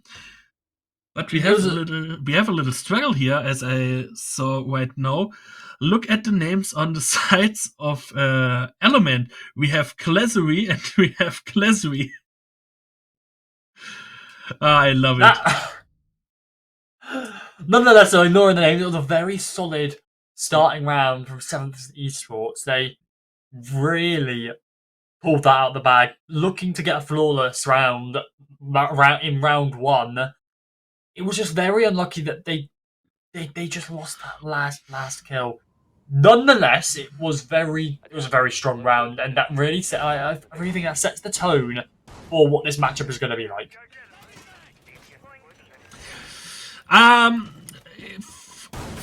For me personally, it's a little bit rough to say something like that because it was just the first round. Both teams just looking into the gameplay, what both the opponent of the teams are just bringing onto the table. They're just trying to figure out how the teams are playing, with Element struggling a little bit in the first round. It was a very clean round. I completely agree with you on that point. But I mean, it was the basement spot, the strongest defender spot here on Oregon. Let's have a look what the seventh team can show right now in the top floor. Interesting to see they're playing with a closet rotation, so they are making it a little bit harder to get impact, to get movement into master bedroom, because they will hold an angle throughout the master door. And now they're trying to enter the main lobby with Xerox making his move into the connector, into split play. Yeah, playing a little bit aggressive. Playing in a very aggressive position. The Wamai is somehow now back into meeting, but it's somehow not been detected. It's not been found, and this is going to be a very, very, very aggressive spot, but a crucial spot. They are going to have to try and clear him out. An impact grenade goes onto the split wall, but back to split. It's ring around the rosies, but it's to be shut down by the ace to put it to that 4 versus 5. Nice try. The first of the vertical nades didn't found any impact, with Maxine, who made his move there, just tapped out of the way just in the right second. But he could have gotten out a little bit of damage to the Finca, who can heal herself back up apparently. And it's Weekly with the second frag for his team for Element, and it's again the ace. Classically with the kill on Snows. 4v2 situation as of now with Squim opening the game for his team, and it's Maxine who's lacking a little bit of ammunition, and Classically can close the round. We have a score of 1-1 between these two teams, and in my opinion it was a very strong round. It was the perfectly opposite of the first defense round we saw in the basement, where Element struggled big time, and now they just can put the strength in, just take the side and win the round. I'm all hyped up for the next rounds we are witnessing right now. I think both of these teams can show great gameplay, and I hope they will show the same to us right now with the next round, with round number 3. We're going again in the top floor. Let's have a look on what 7th Esport is bringing up this time. It does just come back down to, as we said in the previous map, it just comes down to who is the better team. At the moment, it's very, very difficult to say who is that better team. Obviously, we are still early round, but I've got that feeling. I'm feeling potentially our first overtime match of the evening. I've already got that feeling. Going into round 3, it's a tough call to make, but I'm going to make it. I think we could see an overtime match here. Both teams with a similar skill set, of a similar skill gap, and of a similar skill ceiling. I think this could be a very good match. Attackers must locate and defuse It possibly could be, definitely.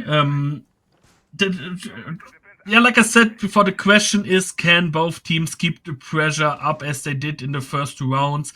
Because, I mean, the first round was clearly played in the hands of Sevens. The second round was clearly played in the hands of Element.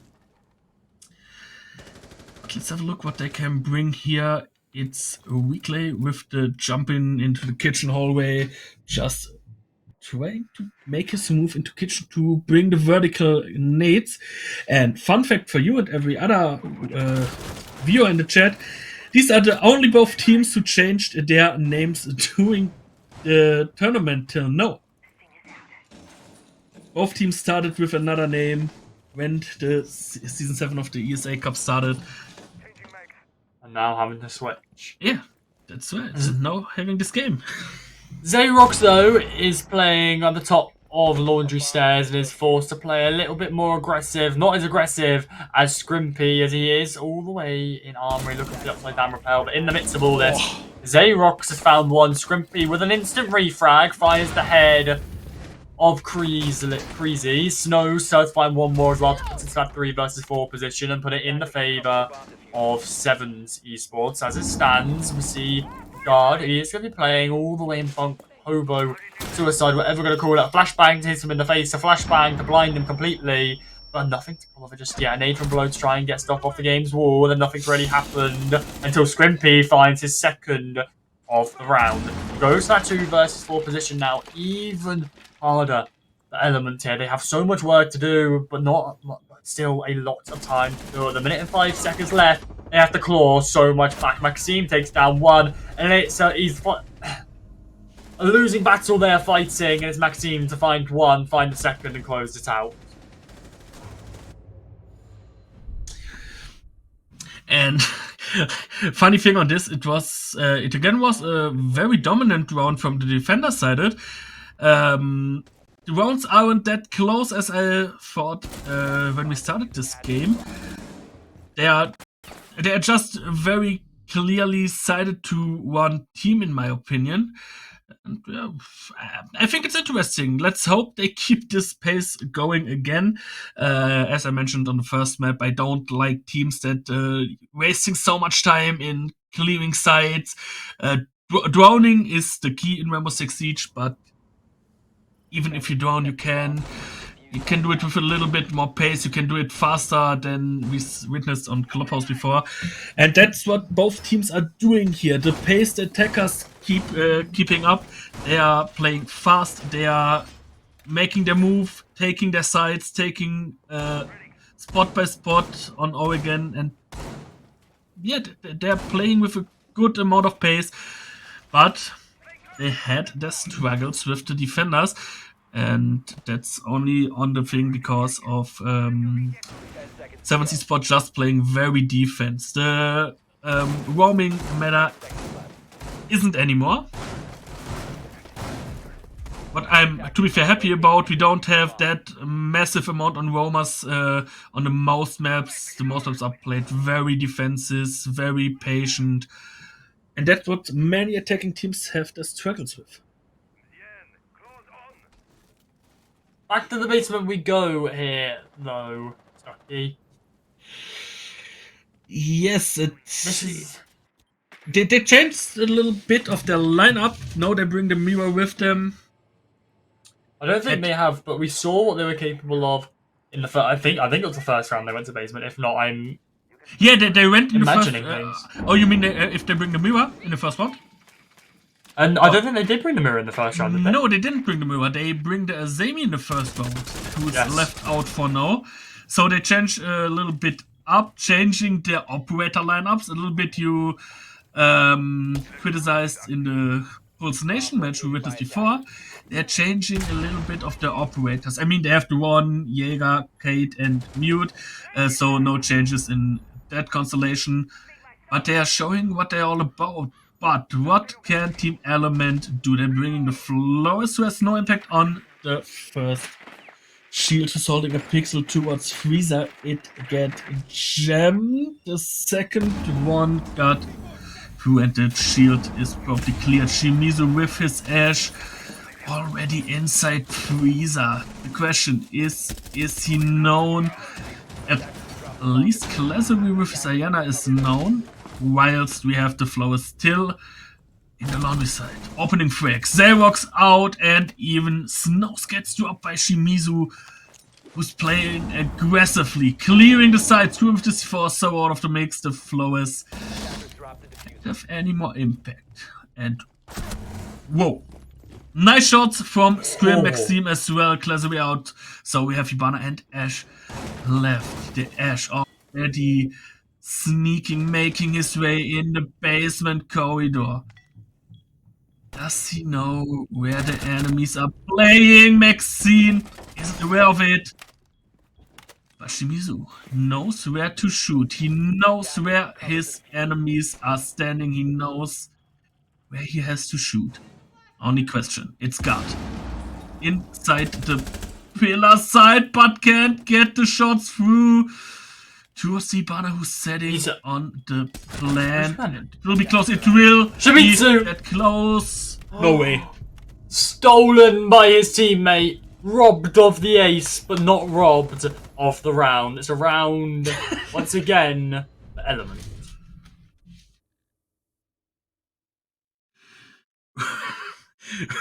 But you see the struggle the Hibana had just to bring out the swing towards the Jaeger. He just read it on him. But yeah, as you said, he stole the ace, but I think that's not what they are discussing about right now, because they played a very well round. But I'm a little bit shocked what Shimizu has done there. He just sneaked through the whole side. No one noticed him. I mean, Shimizu, he's done his job perfectly. Yeah, as that's an what- entry. but- He's created space. He's found the kills, and then not only that, he's wasted the defender's time, and that Yeah. obviously led to Hibana to be able to try and get the plant down. Inevitably, he didn't get the plant down, but he did get the final kill. So at the end of the day, Shimizu has done a perfect job as an entry. That's completely right. I want to discuss something about that. But how can Sevens Esport let something like that happening? They had a 3-man advantage on site, and they just let us Ash sneak through the whole objective and get the kills. That's what I'm worried about a little bit. That no intel, even if they knew from where the team is coming, and it was the Freezer, and they had no intel on him. But anyways, we go to the basement again, scoreline of 2-2, and we have another mix-up of the operators on the sides of Sevens. We are bringing the Wamai with them. and no kite in this time, in this round, with the team of Element just entering the top floor, going through Massa and Kids. Dorm's replay already with his gridlock inside kitchen, making his move 45 seconds into the round. And it's Maxine. Oh, and he's known, but that's Case! Maxime with a world class of a kill takes down Habana, the hard breach. Little does he know that was the case to be dropped. Retrieved by Shimizu. But it's not ideal. You're not able to get the hatches open. You're not able to set up your execute via those hard walls. It's now all down to winning those gunfights, all down to funneling through the hallways. You can't win through the hatches. You have to try and take those gunfights into your favour. 4 versus 5 though in the way is 7 Esports having the advantage.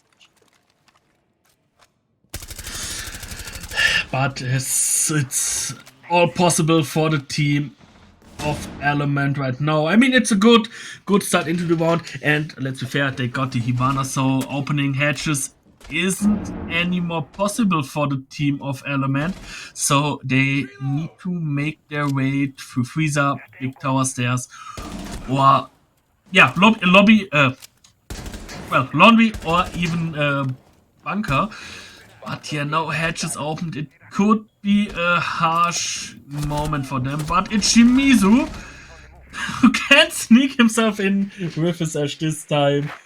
On the same time, Snows gets the Ayana out of the mix, so we have a 2 against 5 situation. Gridlock and Flo is left to play, and I think at least Gridlock is known. He definitely is. Makes his move into Freezer. But, well, the round is over. Both kills dropping at the same time. 1 in laundry, as you can see there. And with that, we have 7 Esports with the... No, wait. With another lead. With the 3-2 scoreline against Element. And now they probably can make a perfect roll swap for them with a 4-2 score. But I think, and it's a prediction from me, I think we have a 3-3 swap in this game. Let me know, what do you think, bro? I do think it is possible to see a 3-3 split here. I do think, however, it is slightly unlikely, considering the fact that 7th Esports has looked so dominant in these past 2 rounds. I think it's possible for a 4-2 split in the way of 7th Esports. Obviously, they are on the defending side, so they are slightly more favoured here. They are slightly more favoured in terms of they can just wait for the attacker to come to them, which puts them into the favoured position. But then again, Elements are more than capable of winning the gunfights outright.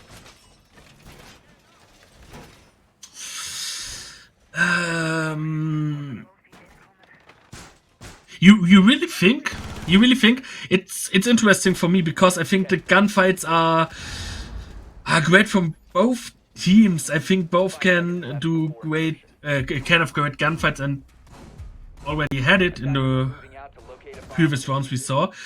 But yeah, okay, I agree with you. 7's looking a little bit more dominant, but I don't think it's that much. I think both teams are on a pretty good same level. Yeah, but let's have a look into it. We are starting the round. The first 25 seconds are played with Element already entered the building. Maxine is the one who will get probably the first gunfight for this round, but makes his move back to the side. As well as we have the same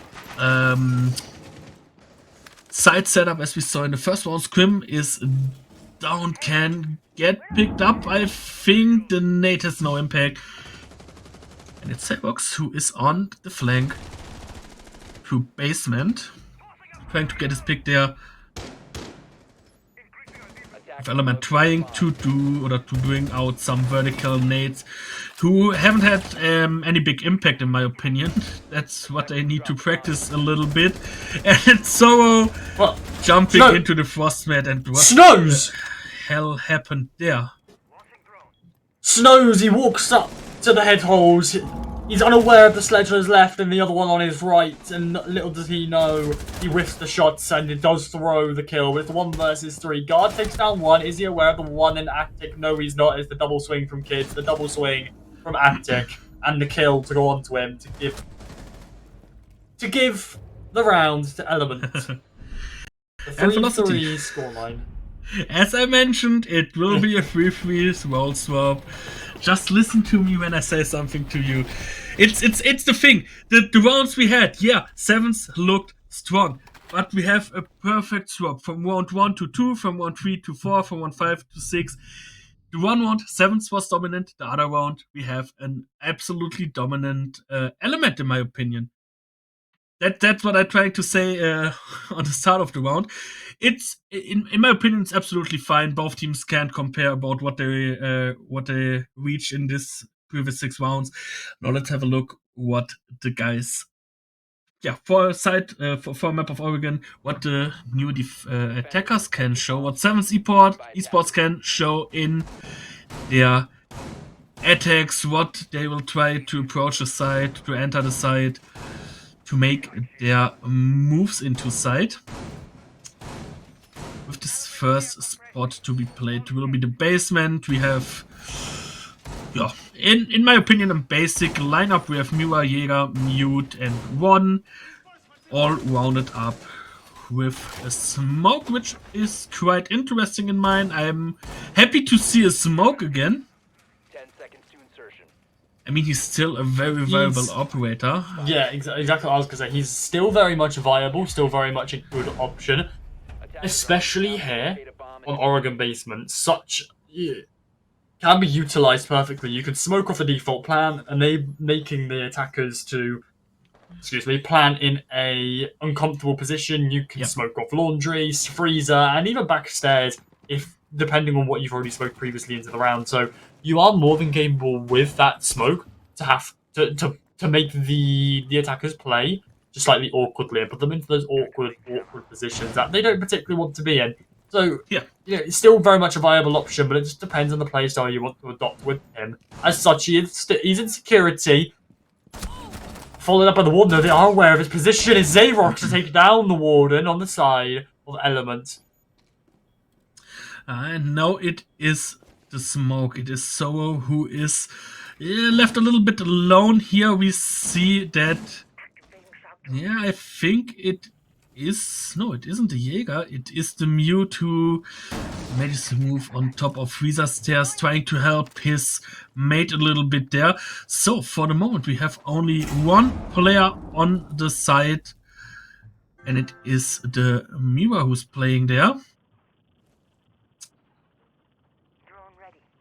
But what will 7's Esport do? They are taking their time. They're playing very, very slowly.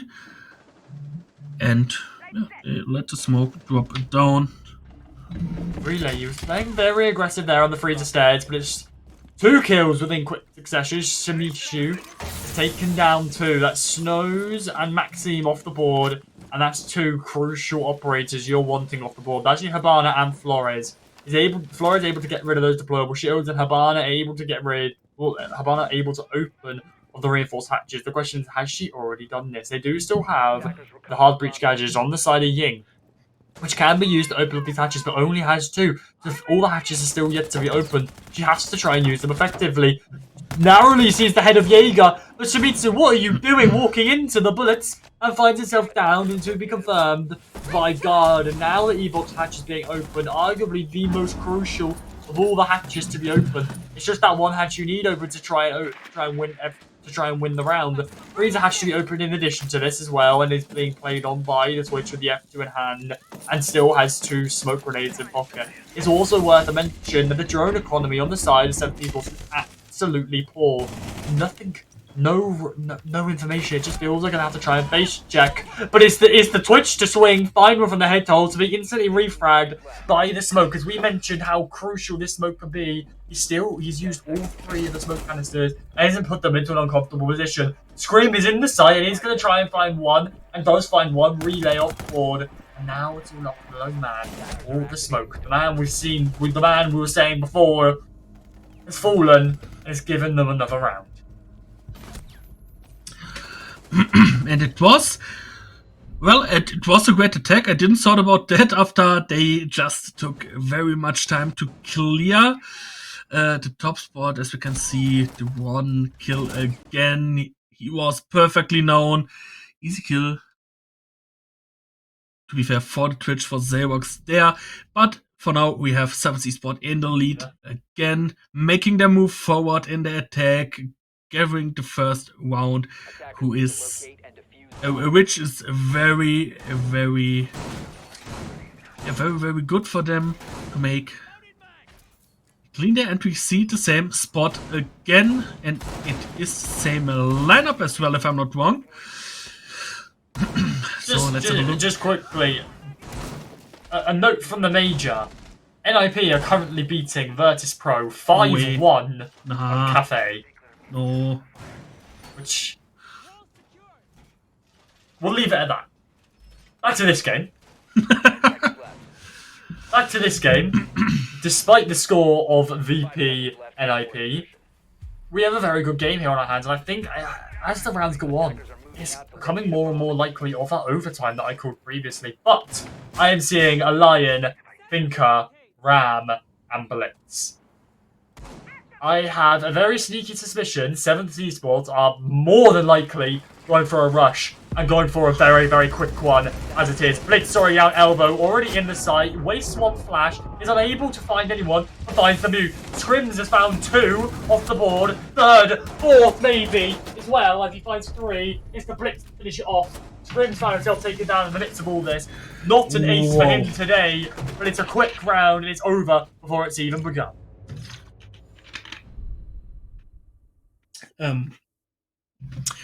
It was the perfect showing of a rush, in my opinion. Well played. No chance for Element to get their move in there. And that was a round. It was done after around about 30 seconds. Well played. It's the 5-3 lead. So nothing to say about the round. Absolutely great played. Well done from 7th, in my opinion. I mean, a rush is a rush at the end of the day, but that was...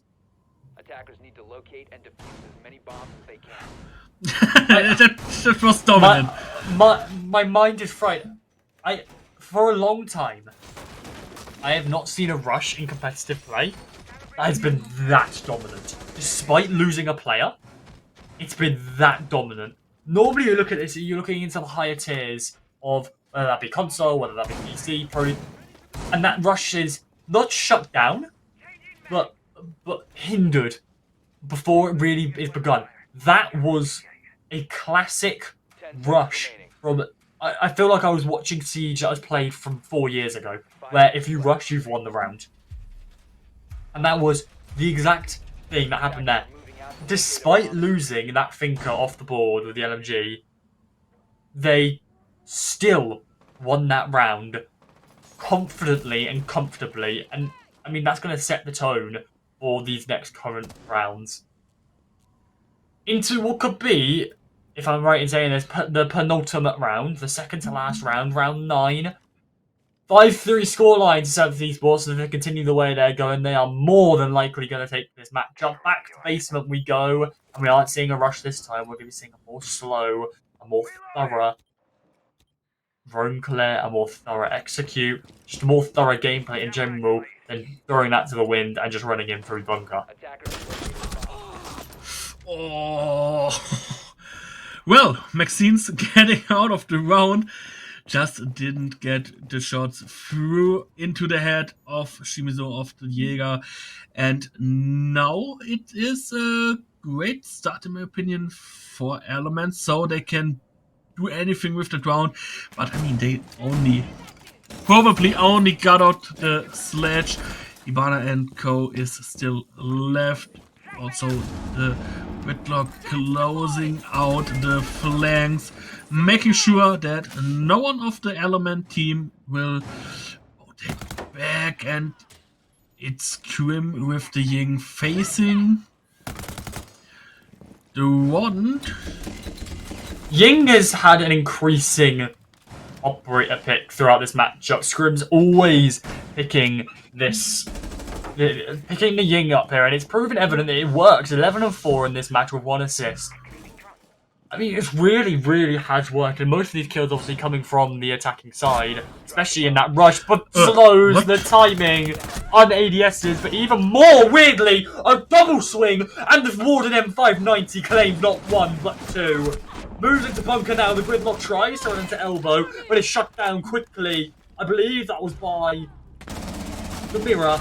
The Vector shuts him down, but Relay with the TCSG, a flawless round, and as we said, as I've constantly been saying throughout this matchup, we are seeing an overtime match here, and Elements just proving me correct. Potentially even closer to overtime. Yeah, that's absolutely right, and it's a round I probably didn't thought about because it was a flooded round. After 2 rounds, 70 Spot was very, very dominant, even with the rush we saw in the round before. But yeah, as you can see again, the timing of Snows was perfect. Perfect gameplay, Siege in a nutshell, in my opinion. Yeah, please. I don't know. I'm trying to think of a way to say this, like, tastefully, right? There's some simple Siege things or some simple competitive stuff. Basic fundamentals, we should call them, that simply just aren't happening at the moment within this matchup. For example, if we are looking at that last round with the Warden M590 double kill on Freezer, I have to ask, the second player that swung, why are you not ADSing? Why are you swinging it to hit fire? And it just fries my brain to think that there's a Warden with there's a Warden in Freezer. It's then another thing to know there's a Warden with a shotgun in Freezer. There is then another thing to swing this Warden with a shotgun in Freezer without even ADSing and going for a hit fire. My brain just fries. Because that's not happened.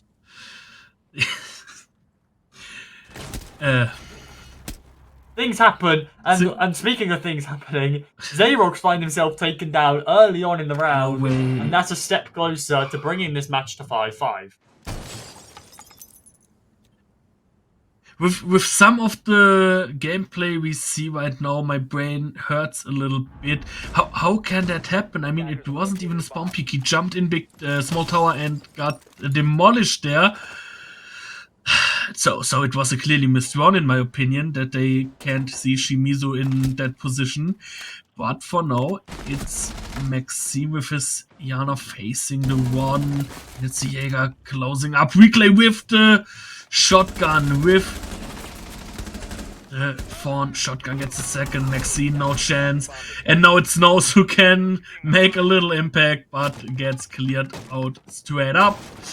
Another 4v1 situation on the sides of Element. God needs to clutch things up to getting his team into the match point, but it's most likely for now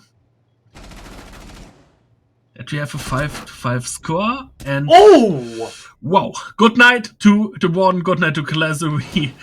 1 of 3. It's possible. It's all possible Very for him possible to clutch it up. All he has to do here is isolate his ones, put the gunfights into his favour, and just hit the head, and it's all he has to do. He's done it once. It's potential to do it another 3 times to make it the 4th. He doesn't have much time. He's done it to second. Looks now towards the player in games. Little does he know, the player is playing behind the default. Behind the futsal table, behind the futsal table. But it's the player from Bunks to shut him down. He found 2 of the 4. No, what was his idea there with the knife? I mean, he wanted to bait someone out, but the position he tried to do the ghost knife was a little bit... I don't know, but as you can see, another pack of highlights from the round. It was a great round, and again, I mean, I just wrote down how the rounds are get through. We have another round of dominant gameplay from one team to another. We only had one round where it really was close. It was. Close between the both teams. All the other matches were 1v3, 1v4, 1v5 in the flawless round. Yeah. They are all dominant. Only one round where we had an 1v1. It's strange. Absolutely interesting. I've got to say, though, speaking of close matches, the current match in the major is nowhere near close. We have NIP on match point 6-2 against Virtus Pro. Oh. That is something you're not usually used to seeing. Anyway, if you want to watch the major, go watch it. But we have something even better than major. We have ESA. As you said, their console comp bigger than PC comp. Yeah, absolutely.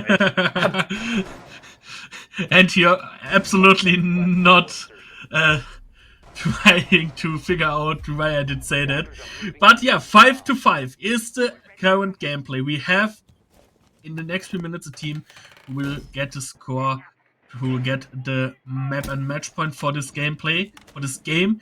Will it be Element or will it be 7th Esport with the production bringing in?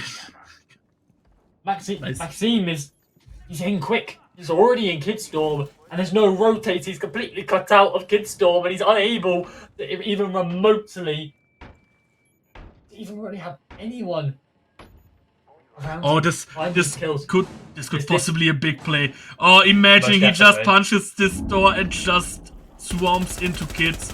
I think it's more than likely, but it's not even going to be that. It's going to be relayed to find the opening kill, and Maxine to instantly refrag is aware of the Jaeger, the single man that's now left alone in Kidstorm, is now able to isolate this Jaeger into the 2 versus 1s with his teammates here. Relay completely stuck, has to try and drop the hatchet, but he knows if he moves, if he moves here, he's dead. And if he even remotely tries to drop the hatch, he's giving away the vertical.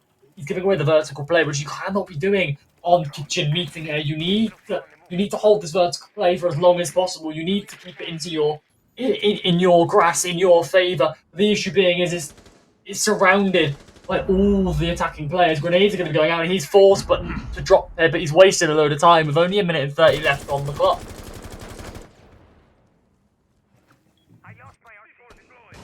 Interesting. The C4 is coming out, and it finds a Maxine. It finds a Dash.